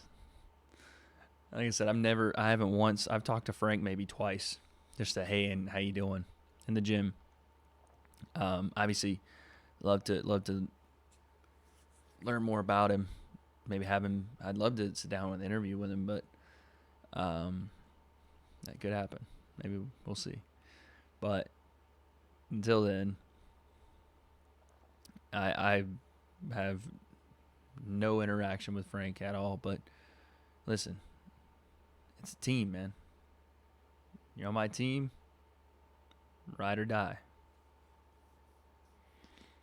And again, while I haven't spoken with Frank too much, I have either between sessions or before sessions or during breaks, I make sure I watch the fighters in the gym and see exactly how hard these people are working. And man, I got some grinders at Oyama. It almost reminds me of, like, I don't want to like degrade my own gym by saying this, but the work ethic and the attitude of the fighters there, it reminds me of like a Team Alpha Male, but in Southern Orange County. Everybody is just a bunch of dogs in there, man. Girls, guys, everybody that's on that pro team are some absolute dogs.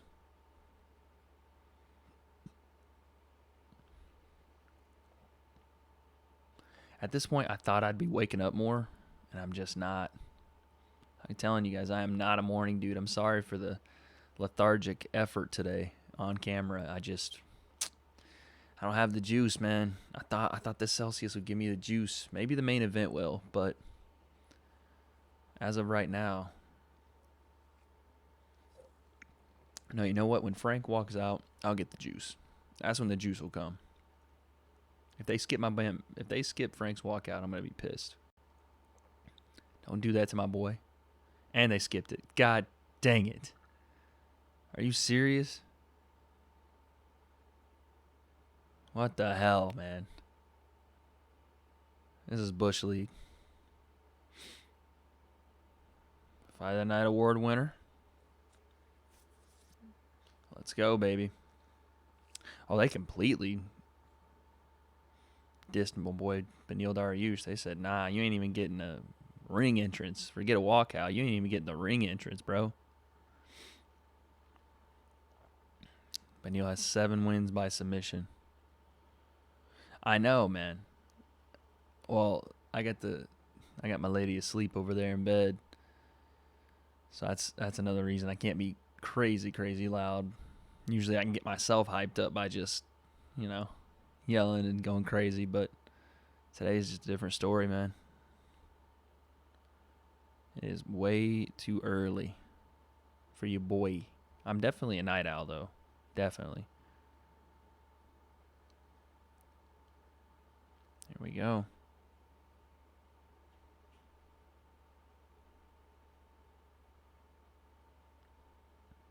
Bruce Buffer's the best to ever do it, by the way. The best to ever do it. I should have put some skin down on my boy Frank.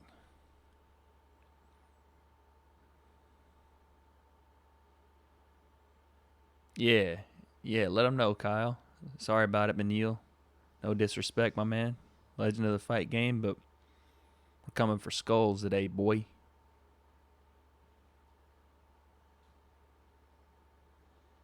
Plus 155. I mean, I'll put the house on it. You understand? I'll put the bank on it, Frank. On that plus 155. Let me throw a little skin on it. You feel me? Look, Sataki, just get ready to wave this off. It's about to be a beating, son. Get your hands ready to wave in the air like you just don't care. My boy Frank is throwing bombs. Let's go, Frank. Head kick to start from Dariush.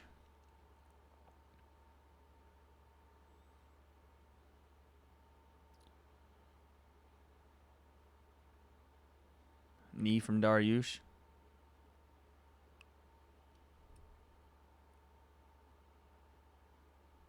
Frank coming forward. Oh, Superman punch from Dariush. Dariush looks fast. Credit where it's due. He looks clean. He looks quick. Nice slip from Frank. Left hand lands from Dariush. Body kick lands though from Frank.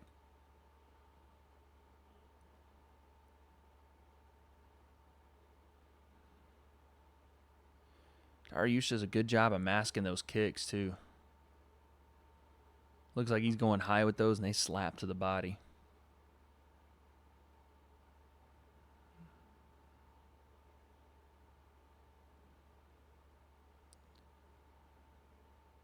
Get up, Frank. Attaboy. Dang it.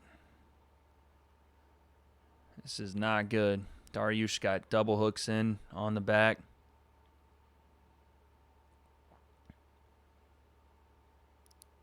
Fight that arm, Frank. Fight that arm, baby. Watch the crank. And he's got the body lock on Frank.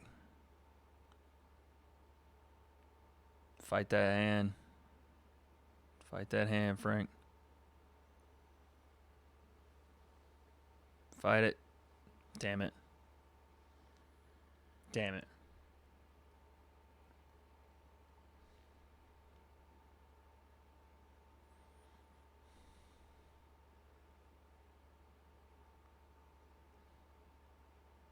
Damn it. That's a fight game, man. That's tough. Good win for Beneil Dariush, man. All respect. He came out and did his thing. Did a great job with his level change. Outside leg trip. Yeah, Beneil looked really fucking good.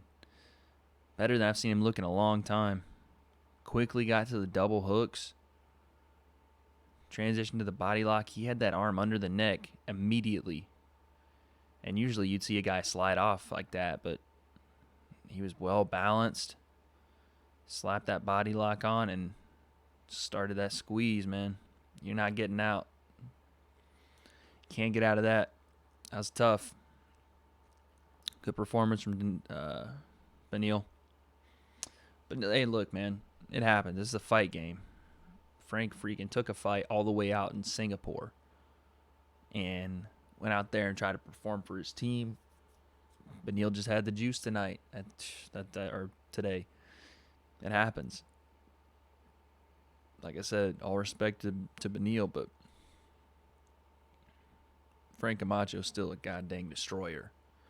I don't care what you say. You're going to see him at light heavyweight for a long time. Or lightweight, excuse me, for a long time. Light heavyweight, Jesus.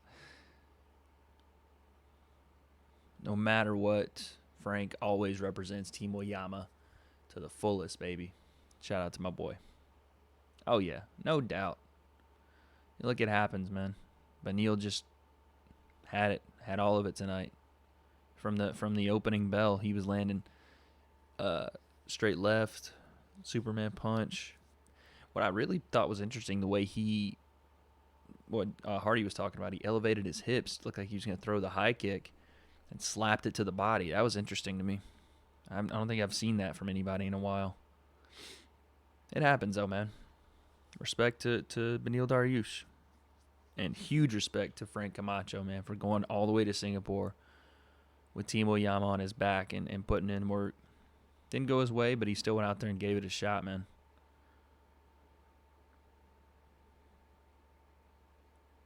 In a different country, I don't think many people understand what it takes to make that walk.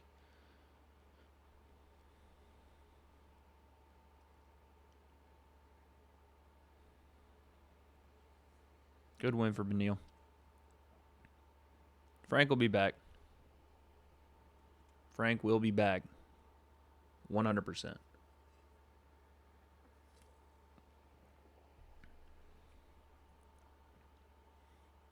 There you go.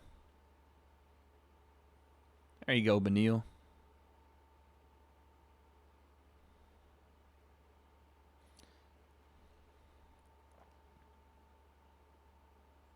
I'm saying.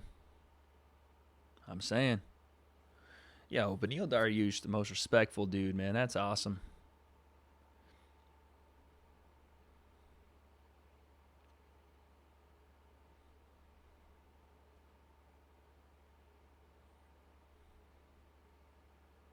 Nice outside trip.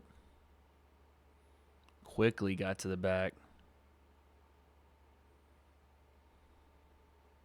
Solid work.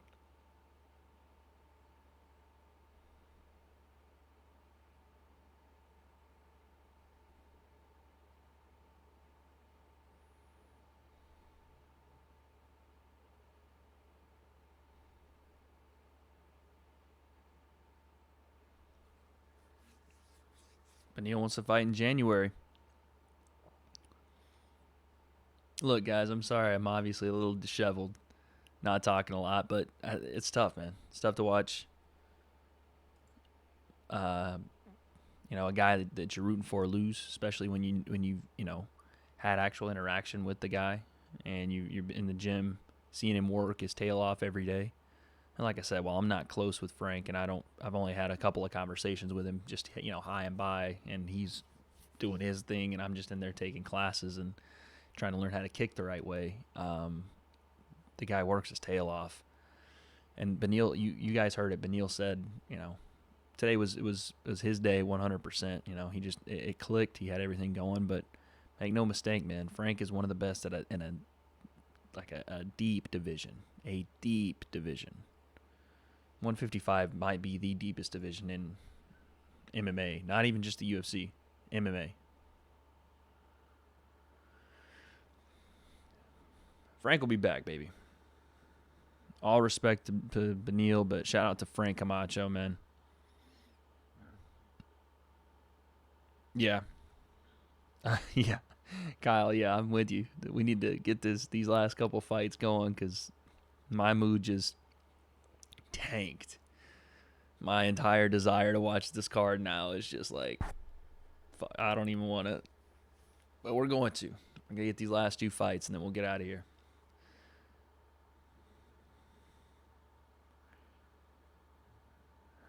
A Diaz promo. Oh, shit. I think it's the first time I've seen that Jorge Leon Edwards in its full entirety. He dropped bombs on Leon, man. Leon tried to hit him with a front kick on the way out.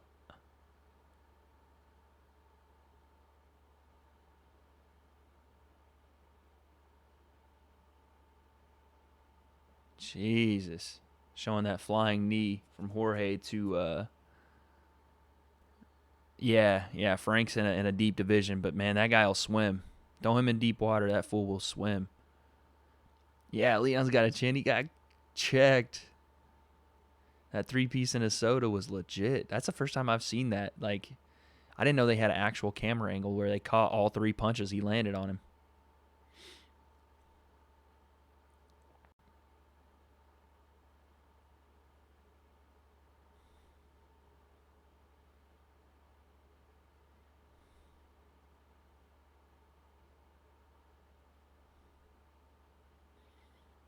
This fight, dude.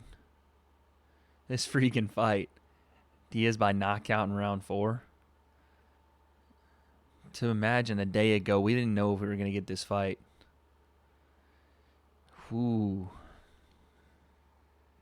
Goosebumps, man. What an idea to make the baddest MFer in the game. Crazy.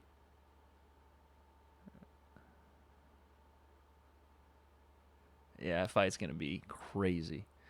I want to lean toward Jorge just because of his speed and his ability to change his rhythm, his stand-up rhythm, to be able to change his different.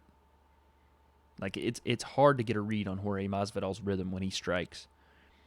He is a nightmare for counter strikers because he is so different when it comes to his ability to switch up his distance, his timing. His timing is one of the weirdest things because he can go from rushing in on you like he did against Darren Till to what he did against Cowboy, just systematically move forward, throw more shots, slip, throw. He, like I said, he interrupts his rhythm. He catches you on an off step. But I don't know if any of it's going to matter against Nate, man. I was going to say, Nate will take a lot of Jorge's stuff early just to be able to be there later. Johnny Walker gets mauled in bizarre fashion.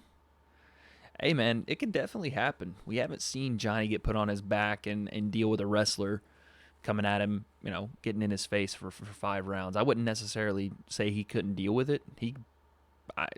Johnny Walker's shown me that he's got enough techniques to deal with whatever on the feet, but on the ground, he very well could get taken down and ground and pounded. Oh my God, Kevin Lee and Gregor Gillespie is on this card too. Holy shit. I did not remember that was on this card. Vincent Luque and Stephen Thompson. Jesus, this card is stacked. There's an argument to be made that the fighters on this card stack up just as well as the fight at December 14th. I know the December 14th card has three title fights, but there's an argument to be made that this card has just as many of the best fighters. That main card is ridiculous. Ridiculous. Henry Hooft in the background. Okay, Michael Johnson. I think this is a must-win for either guy here. I don't necessarily think that someone gets cut, but I do think it's a must-win for both guys. Or we could see somebody in Bellator.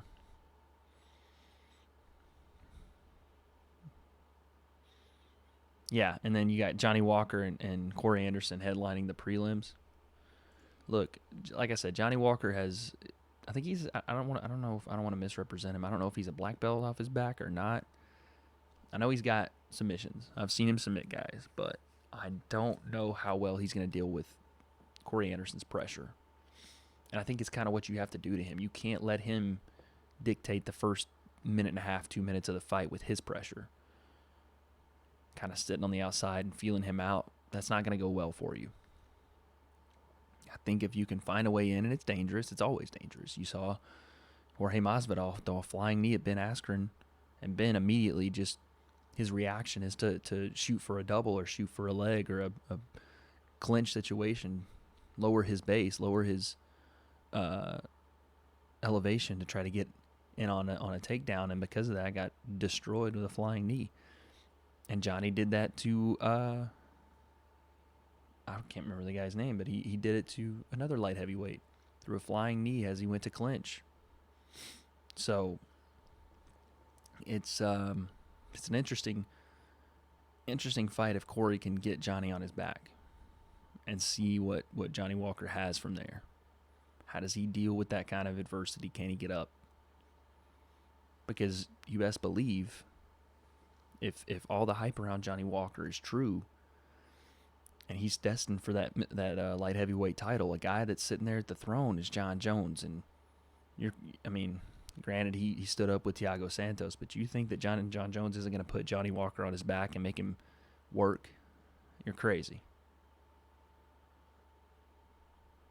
Yeah, I've seen Johnny get knocked out in other promotions, but that's the way this stuff goes, Kyle. You know that.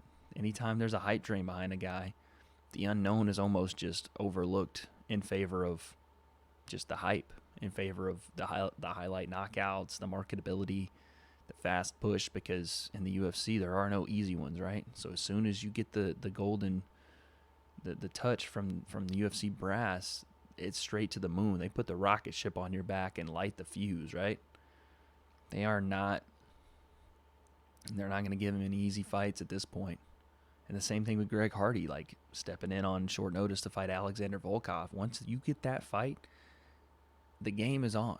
Now the game started, because there are no more easy fights. There are no more no-name fights. Not to say that Hardy has had easier fights. Like Vince Sisoli's a tough dude, but once you get Alexander Volkov, once you get Corey Anderson, it's only tough fights from there. It's only tough guys.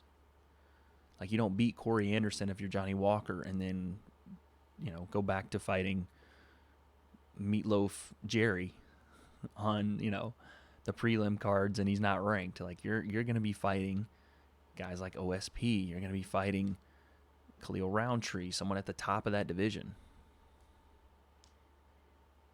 If he beats Corey like OSP did, then I'm sold. Yeah, if he goes in and starts as Corey Anderson, which I'm already kind of sold on Johnny Walker. I think that dude has a lot of matchup problems for a lot of guys. I think he gives John a lot of problems on the feet. I do want to see what he has off his back or what he has on the ground, or in the form of takedown defense, because John will take you down. John's a strong light heavyweight, and if he gets in on a single, you're going to the ground. If he's taking DC to the ground, if he's taking Gus, if he's taking all these dudes and just putting them on their butt, you're going to the ground. And the scary part is John arguably beat Thiago Santos just kickboxing. At any point in that fight, John wants to grapple. It's not a close fight at all. I don't know why he didn't. I don't know if it's a pride thing or if he just wanted to test his skills, but any point in that fight, he grapples, Thiago's going for a ride. So I think, like I said, Johnny Walker presents a lot of problems for John on the feet, because John usually has a reach advantage and doesn't deal with guys with a decent size reach that rivals his. At least on the feet, he doesn't deal with them well. So I think that's a problem. But still, like you said, a lot of unknowns. How's his gas tank? What's he look like over 5? What's he look like off his back? What's he look like when he hits adversity? All those things. And what's that chin look like?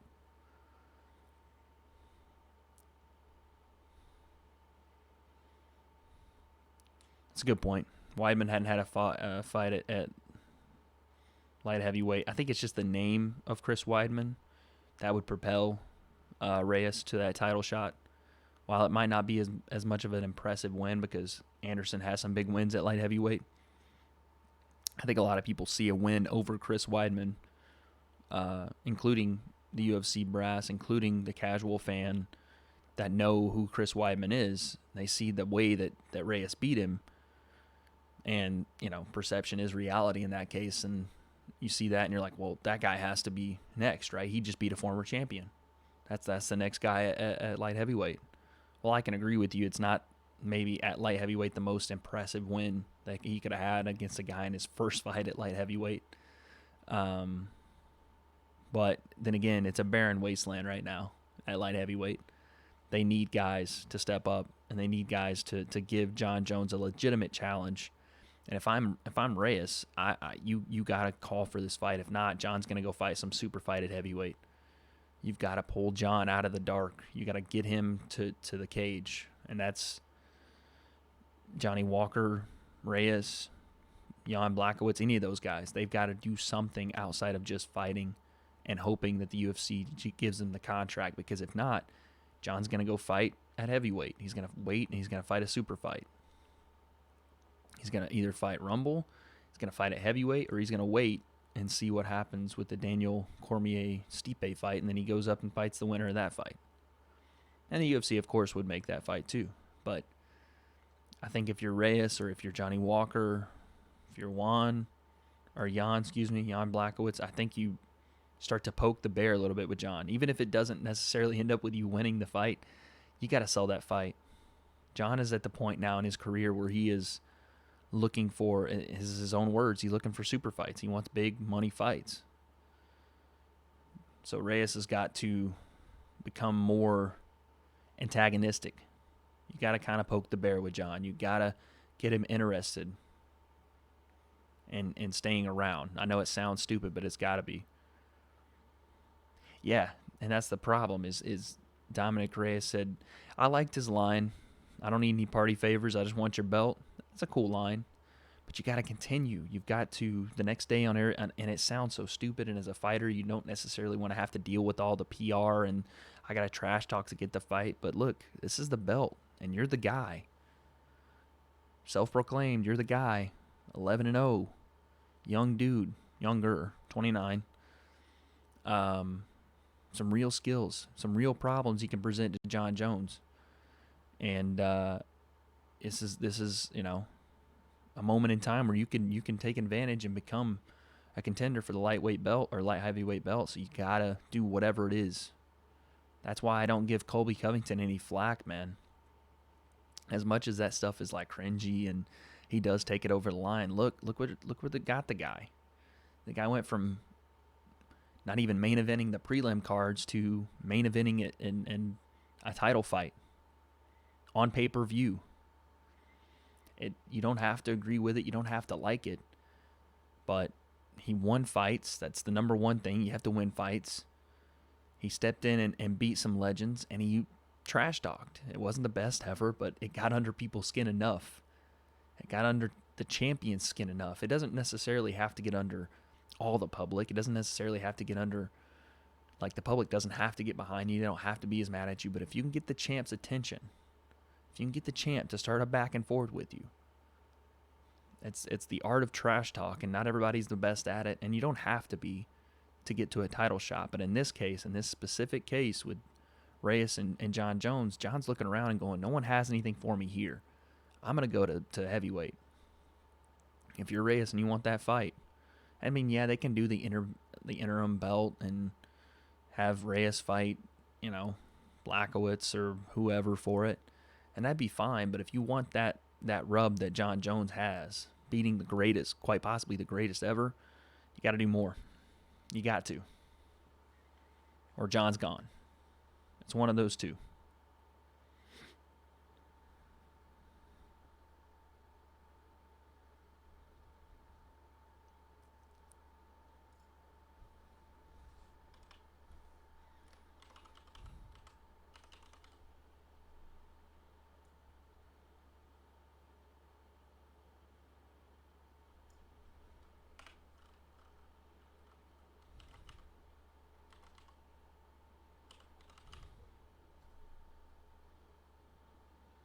Here we go.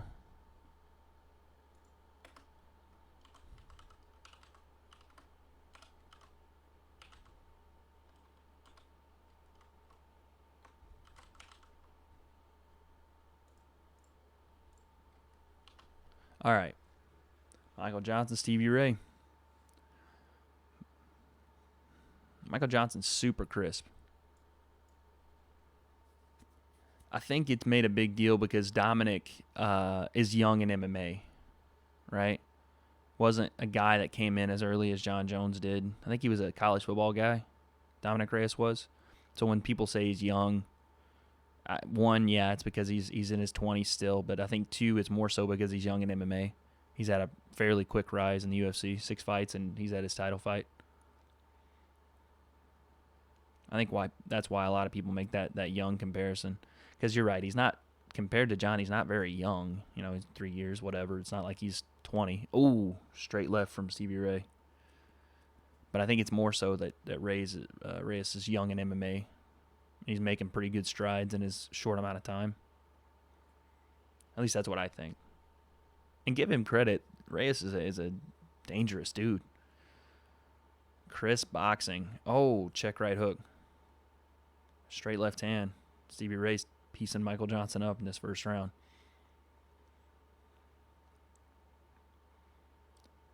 And Michael Johnson will throw down. You want to get a firefight going, piss off Michael Johnson and watch what happens. This dude will start throwing.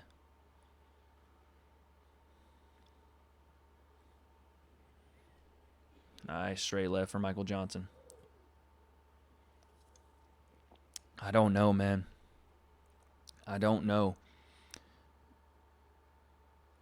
how his chin is, but when Josh Emmett hits you, man, it's like a freaking freight train hits you. That dude KOs everybody he catches clean. You can have a freaking iron chin, and Josh Emmett is bringing some freaking molten lava to your face. He rips people, man. I don't think I've ever seen power like as quick and as sharp as his is at that weight class, because he's not a 40. I mean, well, that's not true, because Alexander Volkanovski has just as much power. Like he has dynamite in his fist too. But both those guys, their weight cuts have to be brutal to get down to that weight, because there's no way. I know for a fact Alexander Volkanovski used to weigh around 200 pounds, and that's by his own admission. And Josh Emmett looks to weigh at least 170, at least. But they both pack insane punch. I'd watch that fight. That'd be a great fight to watch. But Volkanovski's getting that title shot, and rightfully so. He's walked through that division and took out some of the biggest names in that division. You get the jump on Jose Aldo, and your name's not Max Holloway or Conor McGregor. That, you want to talk about you've arrived. You beat that name, you have arrived. Nice right hook on the break there for Michael Johnson.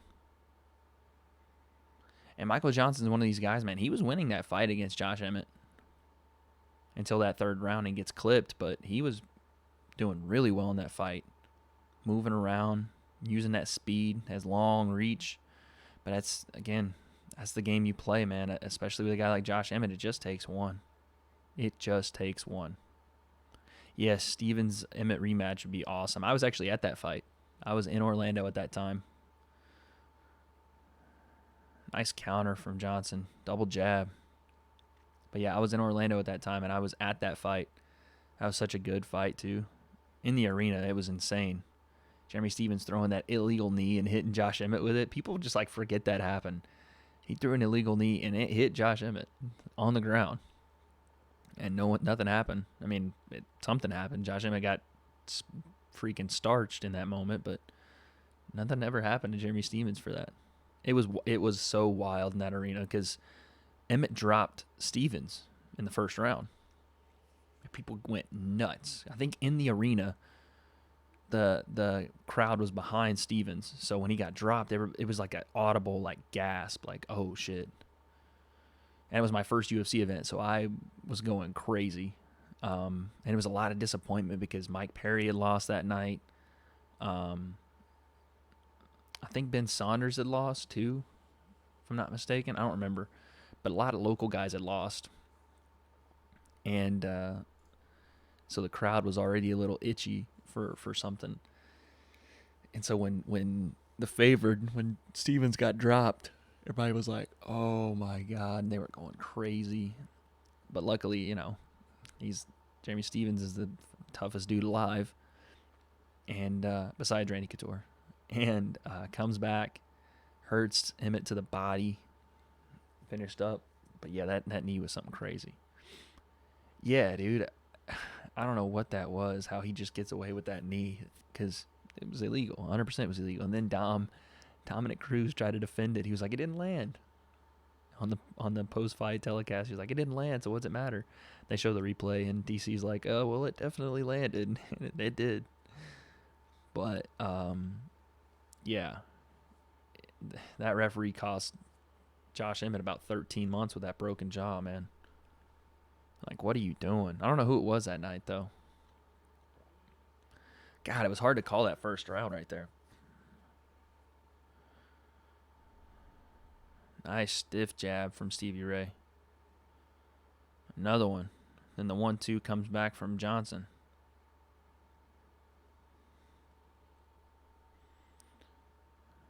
Yeah, Johnson's coming out fast.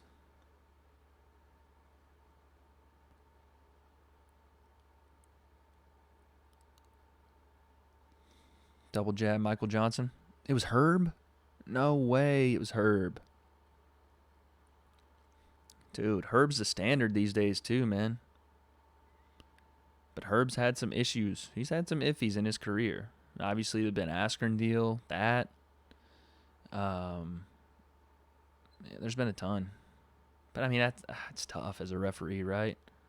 In the moment, but that was a pretty blatant illegal knee at that time. But damn, Herb. I was hoping it was like Yves Levine or somebody who I would love to take a shit on. I actually like Herb Dean. And not even that Yves bad, but they call him Evil Levine for a reason. That fool will let you die in there. That sucks.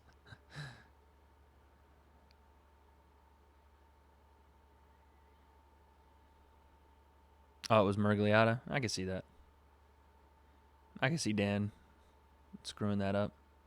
Not even because Dan's a bad referee. I like Dan too, but he's had some issues. It's crazy. Once Big John left the game, man, refereeing, it's not bad, but it is more so you see more mistakes in bigger fights.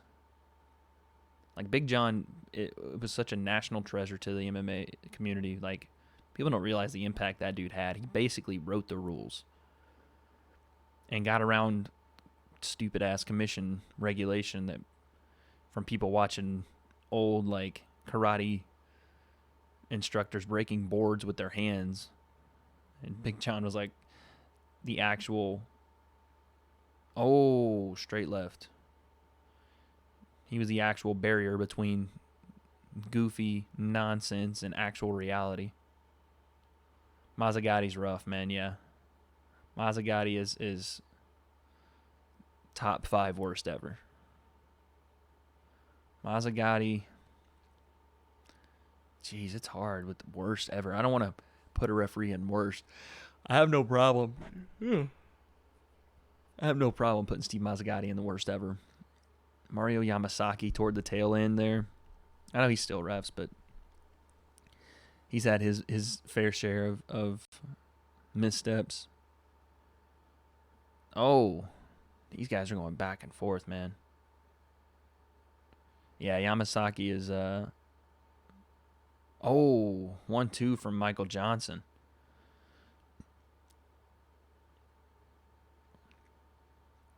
It's a better round for Michael Johnson. If Michael lost the first round, it was close. I think he did. He's definitely winning this second, though. Popping that jab out there, throwing the 2-3, throwing the 3-2. Right hook, straight left. But this is the thing. Michael Johnson and Stevie Ray can do this all day. This is both their wheelhouses right here. Michael's just got that long reach, man. And he rarely kicks, too. He's just mostly boxing. He's always been that way, though. As I say that, he kicks. Double jab, right hand, or excuse me, double jab, left hand, right hook. Oh, stiff leg kick right there from Stevie Ray. Straight left from Stevie Ray.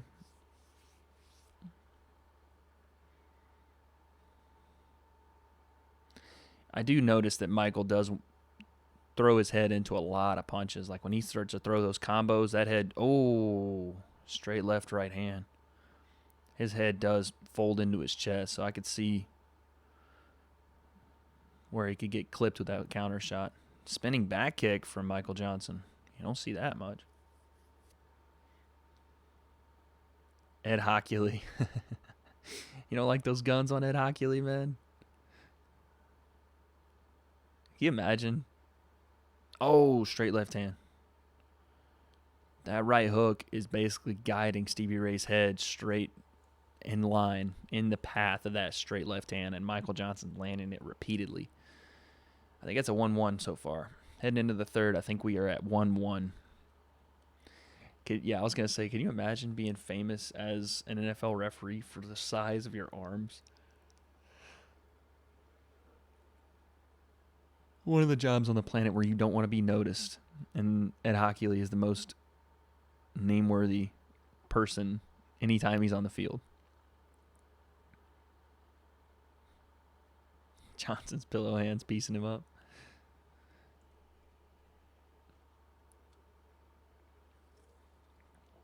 Nice straight left from Stevie Ray.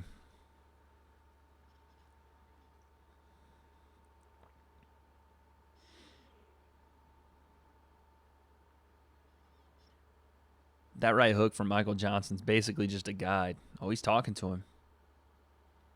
Basically just a guide, right? He's kind of slapping that right hand out there to line up his straight left. Conor does it a lot. He'll throw that right hook or even jab out there just as a rangefinder and then a guide, almost to put you in line. A lot of guys do that, but I just notice it a lot with Conor. Joe Buck's commentary. Get the hell out of my face with that. God. Swing and a drive. Way back and gone. I can't stand Joe Buck's commentary. I will say that Jose Altuve home run he called the other night, the walk-off to win the series against the Yankees, that was all time. That was an all-time moment. But Joe Buck, I almost want to watch, like, playoff baseball is the only baseball I'll watch. I almost want to watch it on mute because of that guy. Another straight left from Michael Johnson.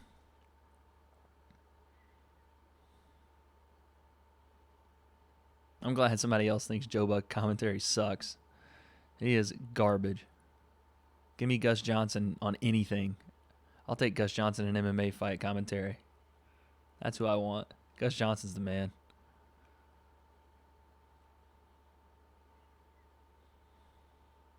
Seriously. I know. He was like, he just stopped talking in the moment. Imagine not being able to convey to the fans the most incredible thing you've ever seen in Super Bowl history and just monochromatically just saying what it is. What at that point, what are you doing? Like, give the headset over to the nearest drunkest fan in the 70th row and he could do a better job.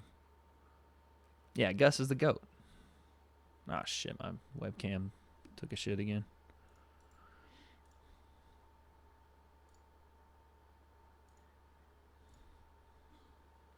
Oh yeah, Gus would have just absolutely lost his mind and voice. Look here, Stevie Ray gets on top.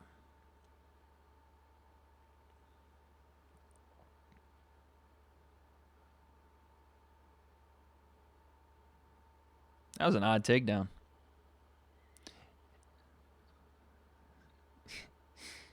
I can't remember. I remember like some of Gus's best calls. Isaiah Thomas when he was at Washington, step back from the elbow. Oh, he's holding the gloves. Mike's holding the gloves.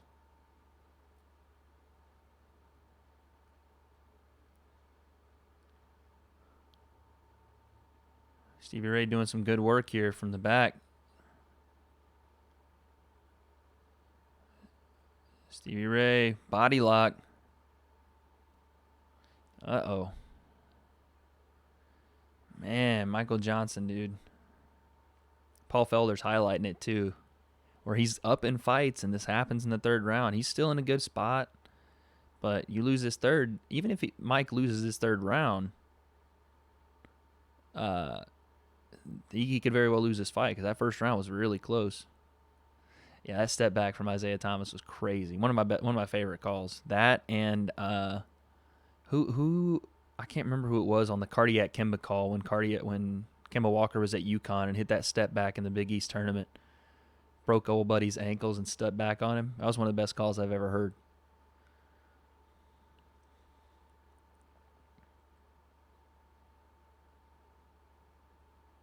Good work right here from Stevie Ray, man. Mike's going to spin. He's going to try to spin.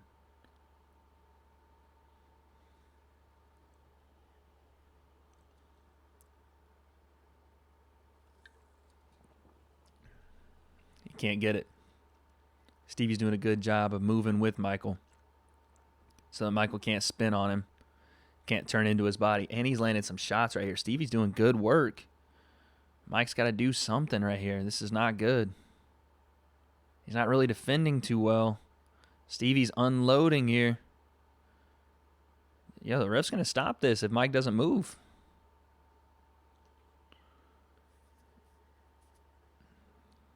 Stevie holding on to that body lock. That body triangle is in tight. And Mike is in bad shape right here.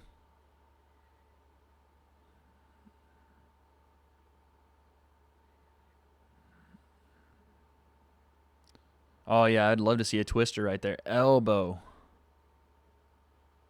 Yeah, let it go, man. Last 10 seconds, let this thing go. He is, too.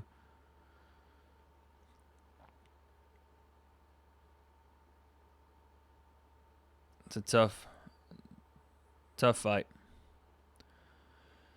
It's tough, man. I thought Michael Johnson was going to come out with a W there, and then the last part, I think Stevie's a little frustrated because of what happened. He couldn't get that finish because he kind of shoved Mike off, and then he was like, oh, it's cool. But yeah, I think Stevie might have stole it in that last part of the fight, especially the way you end it, man. Judges, it's easy to forget what happened in a first or a second round when you come out in the third and dominate like that.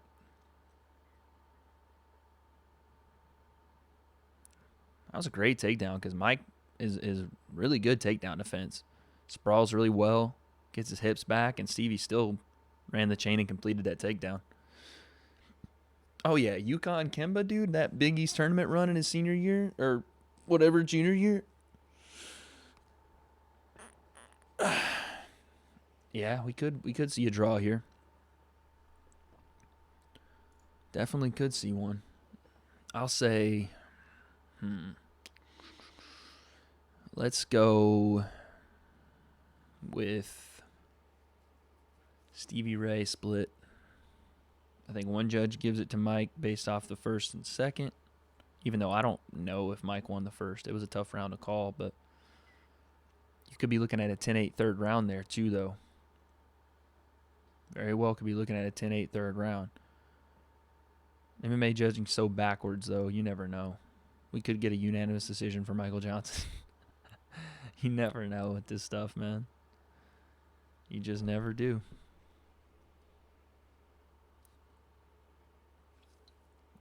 You got a draw? I can see it. I can 100%. I can see that happening. I'll go split for Stevie.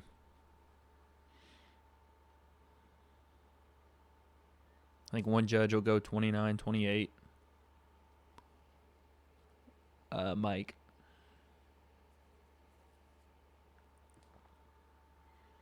Merlion. The Frank Merlion.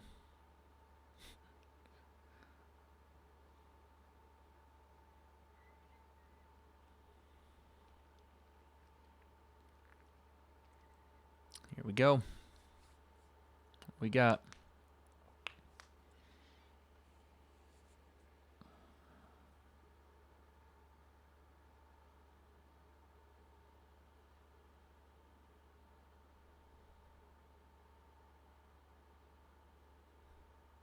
You called it.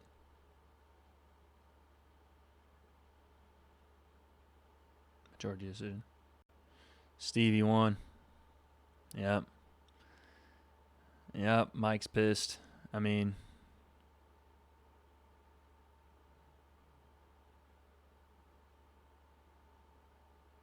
whoa, what was that? What did Stevie just say to him? Third round Johnson.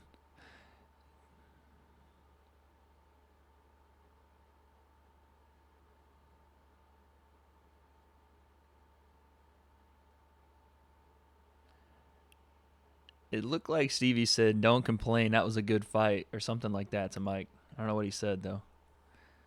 Yeah, third round Johnson, man, he's had a rough go. Third round Mike is not doing too well. Where does Mike go, man? What does Mike do from here?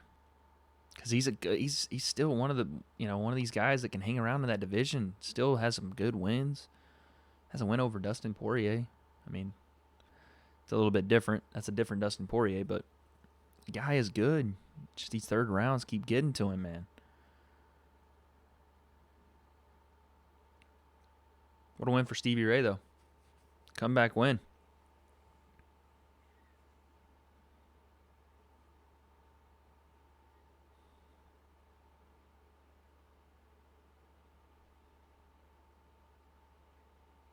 Overconfident in Ngannou. What's worse, overconfident in Ngannou or scared to throw Ngannou? Because I'd make the argument that scared to throw Ngannou is far worse than overconfident in Ngannou.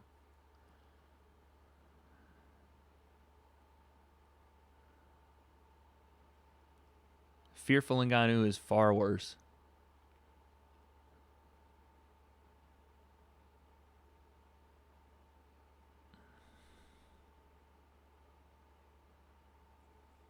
He just brought up the Dustin Poirier fight.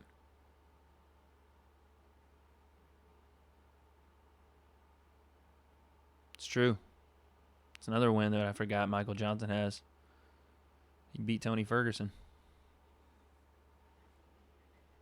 Guy's good. Just these third rounds, man. Man, he is flat out begging for that bonus at this point. I ain't mad at you, but kind of play hard to get a little bit, Stevie. Come on now. You know how the game works. You can't just go out and beg for it. You gotta play a little bit. Scared to throw, and guy who has elite defense.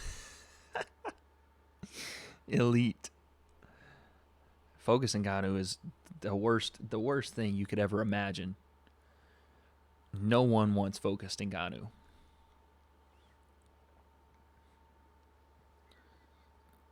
The only man to figure out that puzzle is Stipe, and I don't know if that goes the same way the second time around. I think Francis plants one of those freaking nuclear bombs on his head and walks out with a title. We both been saying that, Kyle. We both have been saying that Francis is coming for that belt, though. It's a matter of time. I still to this day can't believe I got to meet Francis and talk to him for a little bit. That was insane. And he's such a cool dude. Like, he was asking me if I, wanted to take a picture with him, and I couldn't. But he was like, "A picture? You want a picture?"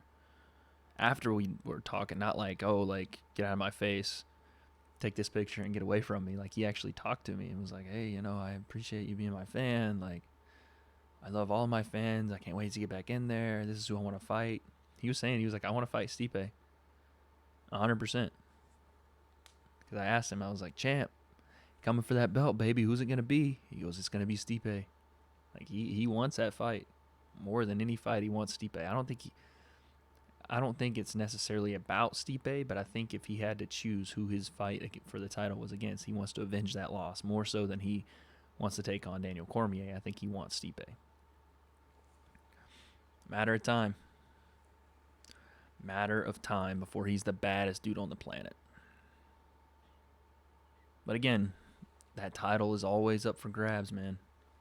We just saw this Gain guy that looks like a stud at heavyweight. There's a ton of guys out there. Heavyweight isn't as much of a wasteland as it used to be. And Stipe will be around for a good 3 or 4 more years, too.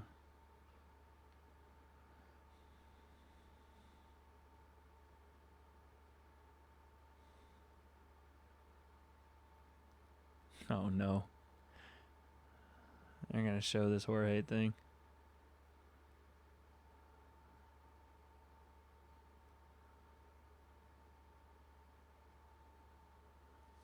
Jesus. Yo, this is a big fight for Ben Askren. As much as he wants to, Ngannou will fight and destroy Deontay Wilder with pure force. That's interesting. I'd watch it. I would watch it.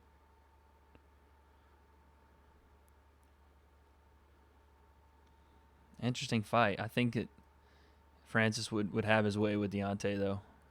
Strictly boxing? Maybe. I mean, it's not like Deontay is like the best practitioner of the sweet science. You know, he throws bombs. Francis throws bombs. That's a recipe for success for both guys. The only thing is, I've seen Deontay get wobbled. I haven't seen Francis be wobbled yet.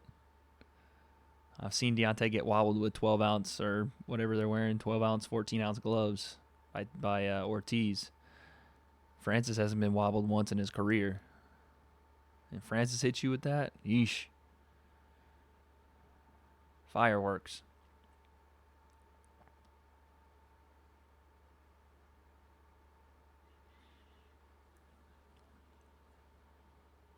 Like I said, this is a big fight for. I mean, Damian Maia said he wants to do one more. This could be a retirement fight for Damian Maia, but for Ben, man, look, he's even said he's like, I'm not gonna sit around in this division if I'm gonna be a journeyman. Like I came here to win titles, and if I can't do that, I'm not gonna stay around. So it's a big fight for both guys. We could be looking at the loser possibly, starting to either think about or walk away from the sport. Francis is the only guy that can outbox and KO his shadow. Yo, there's a video of Francis shadow boxing just like in a parking lot somewhere. And that fucking guy is so quick for his size. Like, I've seen the video, and he's just throwing jabs and right hands, but throws like some uppercuts and hooks and stuff. But he is so fast. And I've tried to like remake that video myself. I can't. I'm not anywhere near as fast. Are you going to show the main event? No, I will not. I apologize to anybody that comes in wanting to see the main event, but I cannot stream the actual event on my YouTube channel because I will have my YouTube channel shut down. And we'll get to see this pretty face anymore. So I cannot do it, unfortunately. Just can't. Copyright issues will not allow it. But you can watch the main event on ESPN Plus. And they are 100% worth it. My boy Kyle is 100% right. Spend the $9.99, whatever it is, to go watch these two go at it because they're absolute legends, absolute warriors. Main event, UFC Singapore. I'm doing press for the UFC, and they don't even know it. Dana White put me on staff. You understand? The staff with 2 Fs, not the PH. I don't want that. We talked about it. But yeah, man. ESPN Plus, I think you can even do I think they have a free trial, so go check it out. You got to do it quick, though, because Funky Ben Askren's making his walk right now. I know who that young kid is with the comb over in the background, but I don't know his name. I know he's one of the bigger time wrestlers in Ben's Academy, I'm pretty sure. Can't remember his name, though.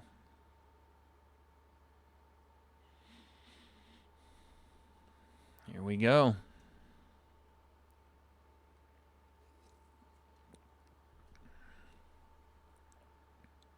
Ooh, Gilbert Burns is in the arena. That'd be a big fight. Gilbert Burns, a high-level black belt. And he's insane on the feet. Saw that in his last fight. That dude brings heat. Dangerous matchup. Let's not get too ahead of ourselves. I'm actually, I'm feeling some juice here from this fight. This has got me going. This one's got me going. Let's go, baby. Let's go. Damian Maia. Legend.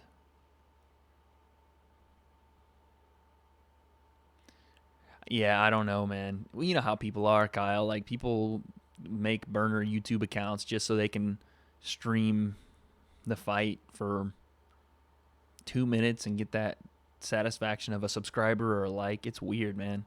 YouTube's a weird space. I don't even know if I'm really cut out for it. I like doing it because I like hanging out with you guys, but it's a weird deal, man. To be successful on this platform is very odd. The things that you have to do that are outside of actual interests, like the social media marketing aspect of it. I'm not a big fan of. I don't want to have to sit there and market myself to get people to come and watch my stream. If you like me, you do. If you don't, you don't. If you want to come and hang out, I'm here. Like, that's kind of my vibe, but it's a weird platform, man. But hey, when you monopolize the game, what can you do? Legendary walkout for Damian Maia. Legendary.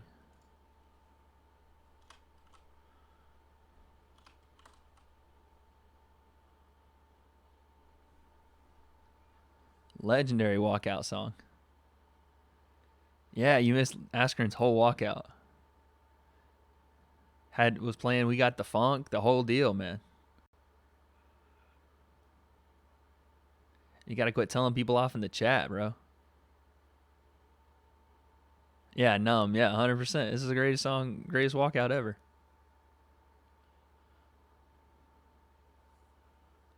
I feel like I'm in 2001 at a middle school dance or at a bowling alley.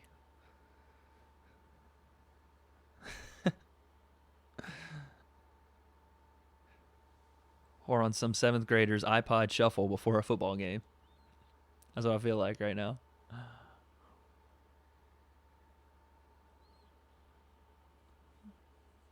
Just getting in the zone. Screw it. Maia knocks him out. Hey, I'm saying, man, that straight left hand's giving people some problems before. This is what's going to happen. Listen, this is what's going to happen. Ben Askren, God, that picture of Ben Askren. Can we get a better fighter picture? You know how Max Holloway calls DC the daddest man on the planet? That is the daddest man on the planet. Ben Askren. Look at that fucking guy. Anyway, this is what's going to happen. Ben Askren's going to walk straight across the cage, just like he has in every other fight, even the Jorge fight. And he's going to shoot a double. The first thing. He's going to feint, maybe feint a couple times, and then he's going to shoot a double. I know this fight is stupid close. I don't think we've ever seen. I mean, we have. We had to have, I'm sure. But two grapplers of this level with this much of a lack in striking. I mean, you could, if you really wanted to, you could go back Ken Shamrock, Royce Gracie, but hi there.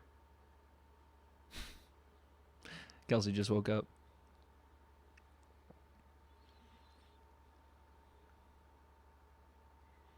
Oh, Jesus. See, man? Wow, that crowd is very empty.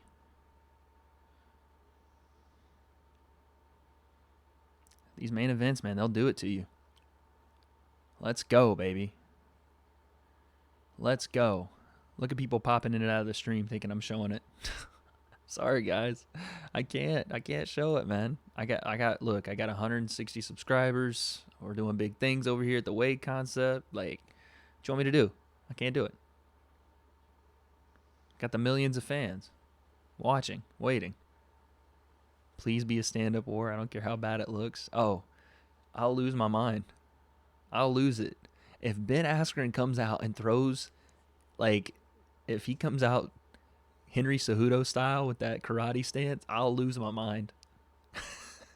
I'll lose my mind.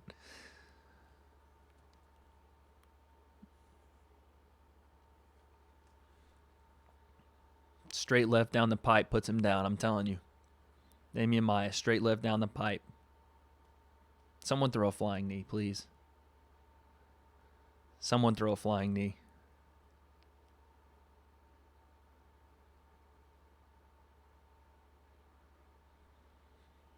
Look at Herb trying to improvise.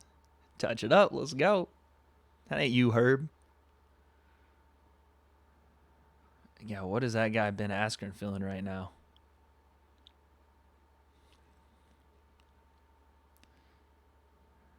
Here we go. Throw a flying knee. Straight left down the pipe. First thing from Maia. Another one. Holy Jesus. Askren's striking defense is dog shit.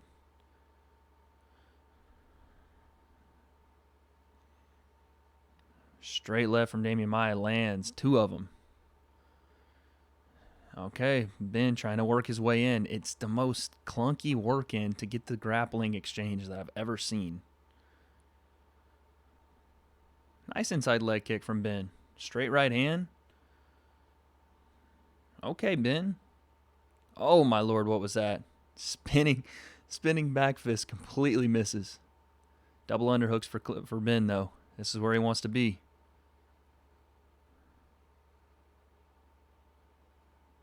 Yeah, Damian's looking to strike. He's shoving off any kind of grappling exchange right now. Any kind of clinch is getting shoved off. Nice left, right. You called it, Kyle. He wants to stand. A little short uppercut there from Ben. Not bad. That straight left is dangerous from Damian Maia, though. He has to throw something, though, to cover it up. He can't just throw the straight left. You need to mask it. Toss the jab in there. Change elevation on him. Then pop the straight left.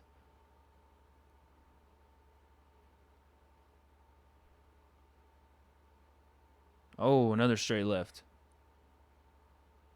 Oh, Jesus. Another straight left lands. I mean, he's landing that straight left. Ben again with the underhook.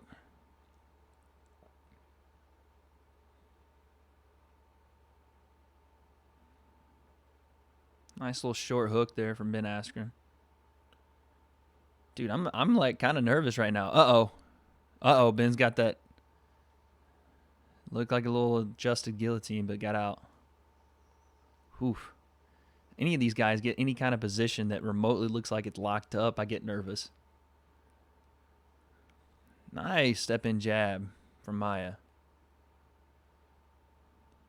And when I say nice, I'm just glad that something has been landed. Because this is not a clinic in striking technique from either guy here. But, hey, you get what you get, man. Ben's landed a couple of straight rights. I'll take it, man. I'll take it. Oh, Jesus. Oh, short left hook. Another one.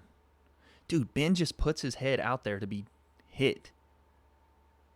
Yeah, Ben landed a straight right in there, but he just puts his head straight down to be clipped every time he enters any type of exchange. Another straight right from Ben, though. Nice, dirty uppercuts. I like that. Okay, Ben. Oh, lead uppercut from Damian Maia. Those clinch uppercuts are Ben's go-to right now. That straight right kind of running in.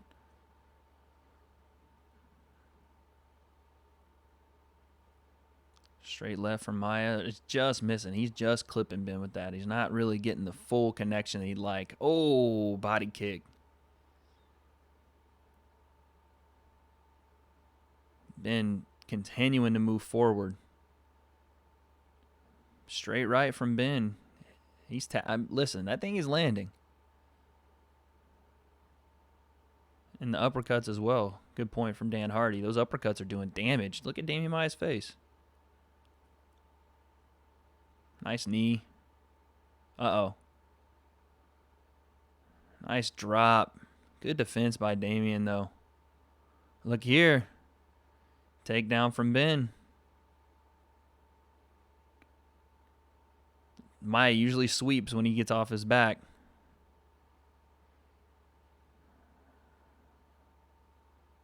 Maia's going to look to sweep him. Oh. Oof. Looking for a heel.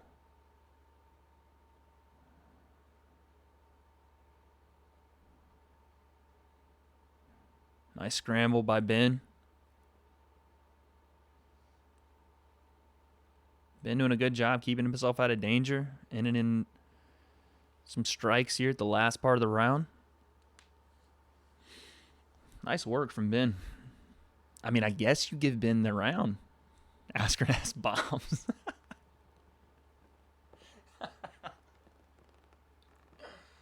Oh my god. Askren dropping bombs in that first round. I don't know how Damian Maia even survived. Absolute nuclear bombs.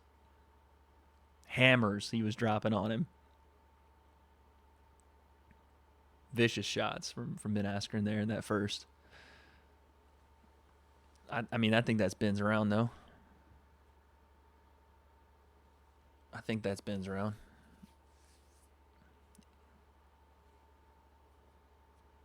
Straight left to the body. Like, look at Ben Askren's head as he enters.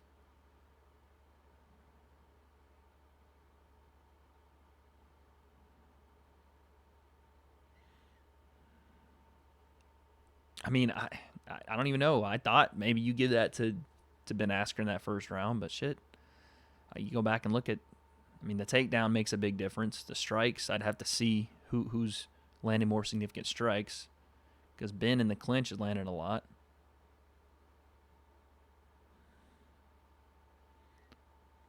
I don't even know what you call that, if that's a lead right hand. Oh, no, for sure. Ben Askren has definitely at least improved his striking. Like that body kick, I don't think I've seen him throw body kicks.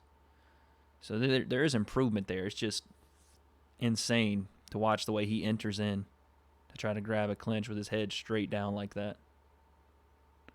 He like switches stances and throws his right hand out as almost like a power kind of forward moving jab, because he wants to get in that wrestler stance where his right leg's forward. But to do so, he has to switch his stance and then throw his right hand out as a jab.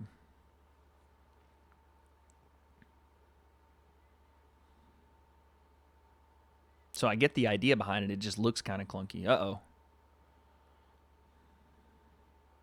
Nice little short right hook out of the clinch there.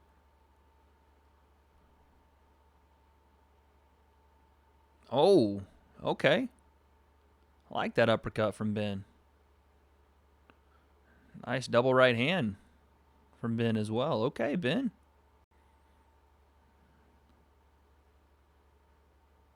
Look at this, man. Look at this. That uppercut was flush. Great technique, twist the hips.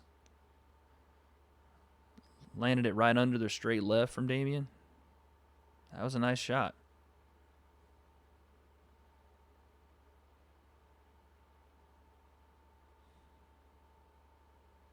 Nice right hand from Ben on the entrance. Now look at this, man. Ben Askren outstriking somebody. I like it. It's great. What you're going to see is, as Damian did not want to grapple early in this fight and he wanted to strike, as Ben becomes more successful with these short strikes. Ooh, that was a nice straight left. As Ben becomes more successful, you're going to start seeing Maia start to try to pull guard, which is insane. I know, dude. You called this. Maia's like having to look at that uppercut. He is rolling that uppercut right under the straight left. That is a Duke Rufus staple, man. That's beautiful.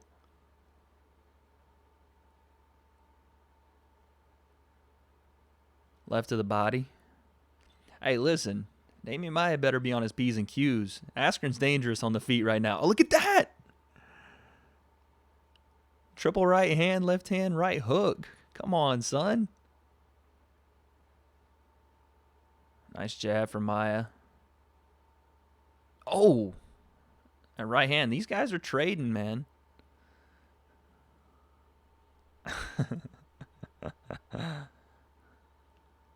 Look at this stuff, man.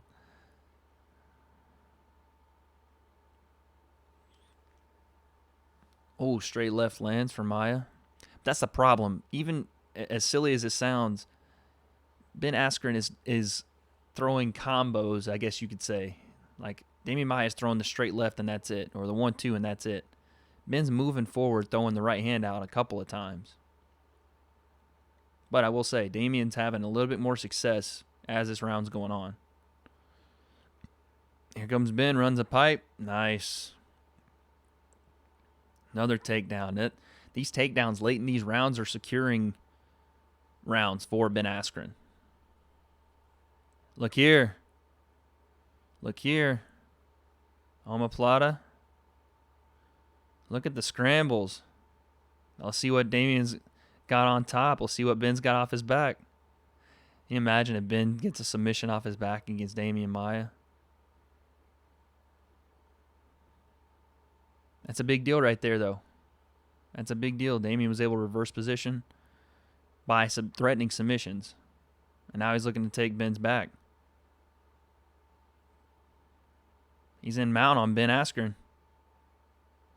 Has the back. Ben spins on him. Oh, Kimura. Ben does a good job staying away from it. Look at this, man. I was going to say inverted triangle.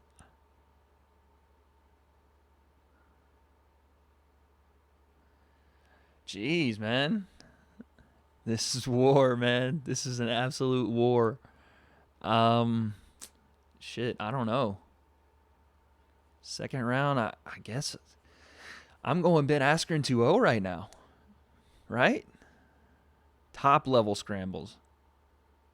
100%. I mean, I think that's another round for Ben Askren. I know that last part's a little close, and Damian Maia did a good job of scrambling and getting to a top position, threatening another submission. But the takedowns, the strikes landed. I think you got to go, and it's crazy I'm even saying that, but I think you got to go Ben Askren that second round. Look at that uppercut, man. Oh, straight left landed clean. Double left right. Listen to them laugh. Yo, Paul Felder's trying to do some honest analysis.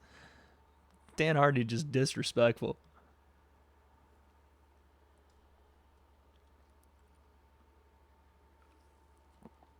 Yeah, that was really cool to watch on the ground right there. That omoplata threat.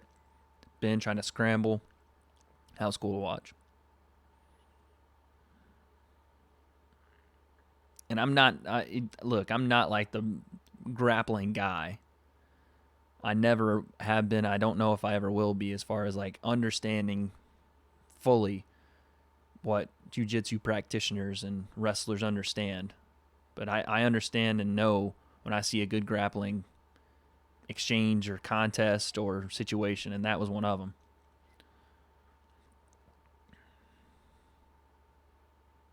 Yeah, I think Ben's got to feel pretty good where he's at. He's up 2-0. He is getting hit with that straight left still, though, with no setup. He's just getting tagged with it. Nice knee from Damian Maia. Outside trip. Ooh, beautiful. Beautiful outside trip to the sweep pullover. Now he's in side control. Oh, yeah. Let's go, Ben. Landing some shots. That was a nice takedown. And it's so systematic. It's not explosive. It's not necessarily like wowing you. But it does when the technique is finished, because Ben will hold.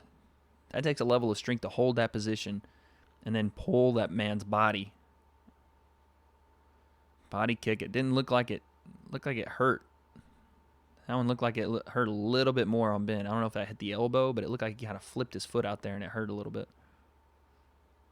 Oh, spinning back fist from Ben Askren.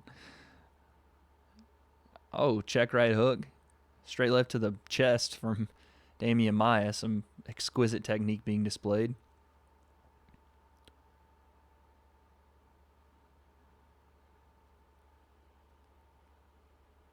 Another straight right from Ben. Nice knee from Damian Maia. Felder makes a good point. Ben's got 3 takedowns, 1 in each round so far. That's a big deal, especially in this fight where, there's not going to be a lot of difference in the stand-up. Both guys are landing. Oh, yeah, this fight's great, man. I love this. I'm awake now. I love this. Look, not every fight is going to be rock'em sock'em robots. Not every fight is going to be 15 minutes of fury throwing crazy explosive techniques and wheel kicks and all that. But this is a fight, man. Regardless of who and how and what the technique looks like on the standing, and this is a fight. And while we might not be getting the best stand-up technique, look at this. Look at that chain wrestling from Ben Askren. Now look at this. Damian Maia has a leg. This is what we wanted, guys. This is what we wanted. And now Damian Maia is in mount. Ben Askren looked like he had a dominant position with that single leg takedown. And Damian flips it, almost grabs a heel. Now he has Ben Askren's back with a minute and a half left. This isn't good. Now the body triangle slapped on Ben Askren. Ben fighting the hands, doing a good job. Uh-oh.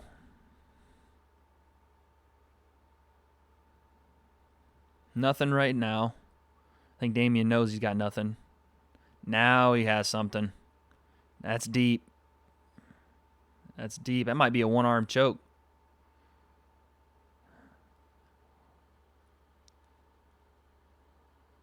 He just tapped Ben Askren, y'all.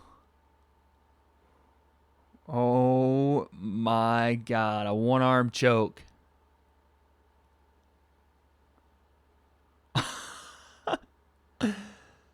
Oh no. One arm. Rear naked choke. Oh my God. Hey man, what a fight. What a fight by both guys, man. Obviously, if you're Ben, you're disappointed. It's frustrating, I'm sure, but Damian Maia.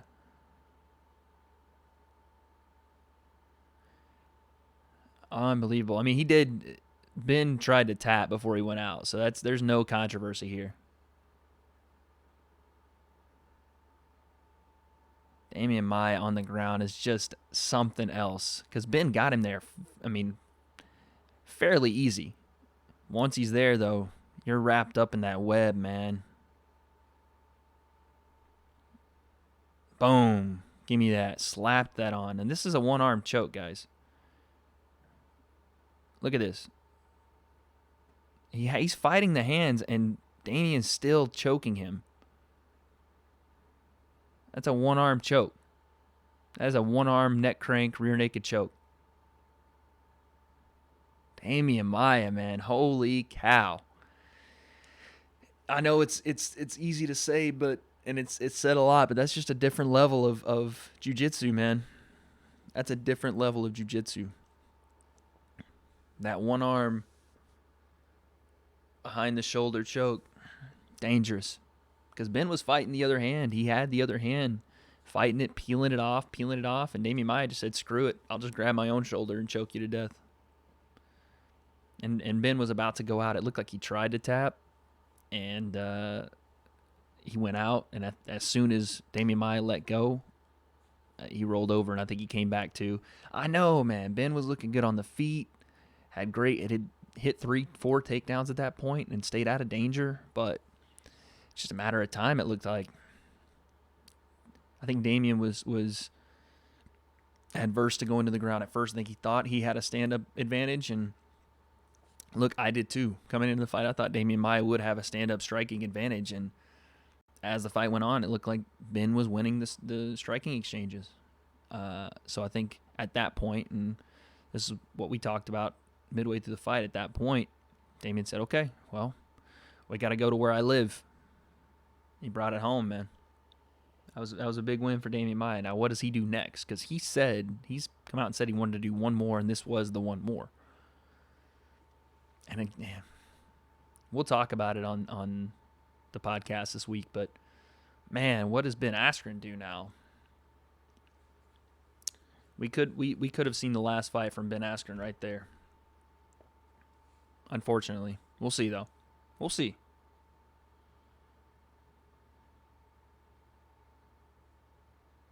Yeah, it was no. Even that look, even the Camacho fight.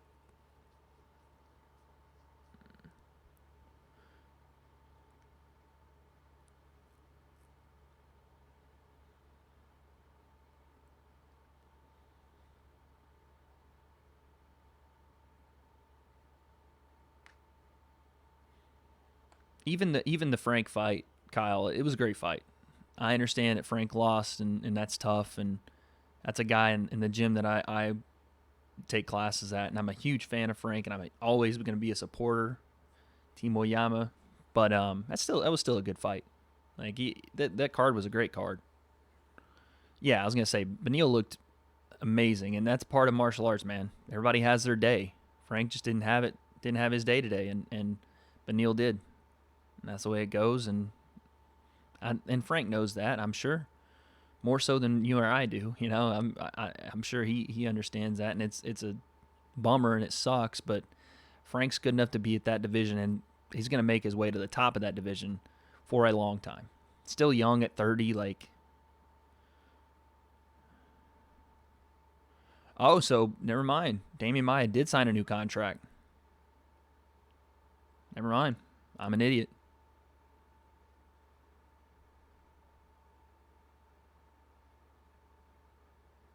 Okay.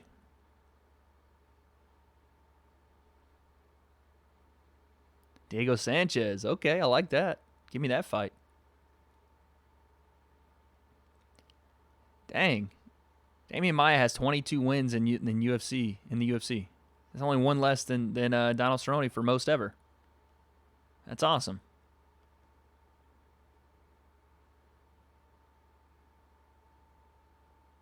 That's awesome. So he calls out. Well, he didn't call out, but he said, I've been called out by Diego Sanchez a ton, so I want that fight. He says he's got 2 fights left, so I was wrong. But I'm pretty sure he had said he wanted to have one more fight, and that was it. But yeah, great win for Damian Maia. Great card as well. And again, that's what happens sometimes. This is MMA, guys. So the MMA gods favor no one. It's a fight, and someone has to lose. If someone's winning, someone has to lose. And it didn't go my boy Frank's way today, but God, he's a fucking killer. Excuse my language, everyone. He is a killer. He'll be back. And Beneil just looked good. He looked quick. He looked solid. And, it happens. No big deal. The UFC social media guy getting some pics of Damian Maia. And then, yeah, your main event winner, Damian Maia, submits Ben Askren. Not to toot my own horn, I did say that Damian Maia was going to either submit or I think I said decision, actually. But I said if Damian Maia wins, he can win by submission, decision, or TKO. So I will toot my own horn a little bit. Beep, beep. But yes, a great card. Ashley Yoder, who we picked to win, she unfortunately lost. Michael Johnson, Stevie Ray fight was an amazing fight. Stevie Ray with a great comeback win. Yeah, like I said, guys, you don't know who else you know doing this. Who else you know getting up at 5 a.m. to watch fights with you guys. Look for your favorite on YouTube. They're not awake right now. They're not grinding it out with you guys. Oh, yeah, and what's his name? Salihov. Big win for him. Cade, big win for him. Another heavyweight making his namesake, trying to get into that top 15. It was a good night, but now I'm dead. Oh, yes, Kyle. Oh, yes. We will be there for the entire card for UFC 244. No main event shit. We're doing the entire thing. 7 hours of fights. We'll be there, and it won't be here. It'll be in a surprise location, secret lockdown location. Only, well, I won't say one time only. We'll see how it goes, but yes, I will be there. Thanks for being here, Kyle. I appreciate you always, brother. Thanks for anybody that came by the stream. I know it's early. I got out of bed. If you guys were hitting the snooze button, that's okay. I do it every day. But I will see you guys this week on the recorded videos and for our live stream for UFC 244. It's going to be crazy. It's going to be insane. It's going to be lit, as the kids say. Anyway, thank you so much. Peace out to everyone. Card of the decade next weekend. I like to end on that, Kyle. I appreciate it. This is the W.A.D.E concept, and we are debating everything. Take it easy, everyone.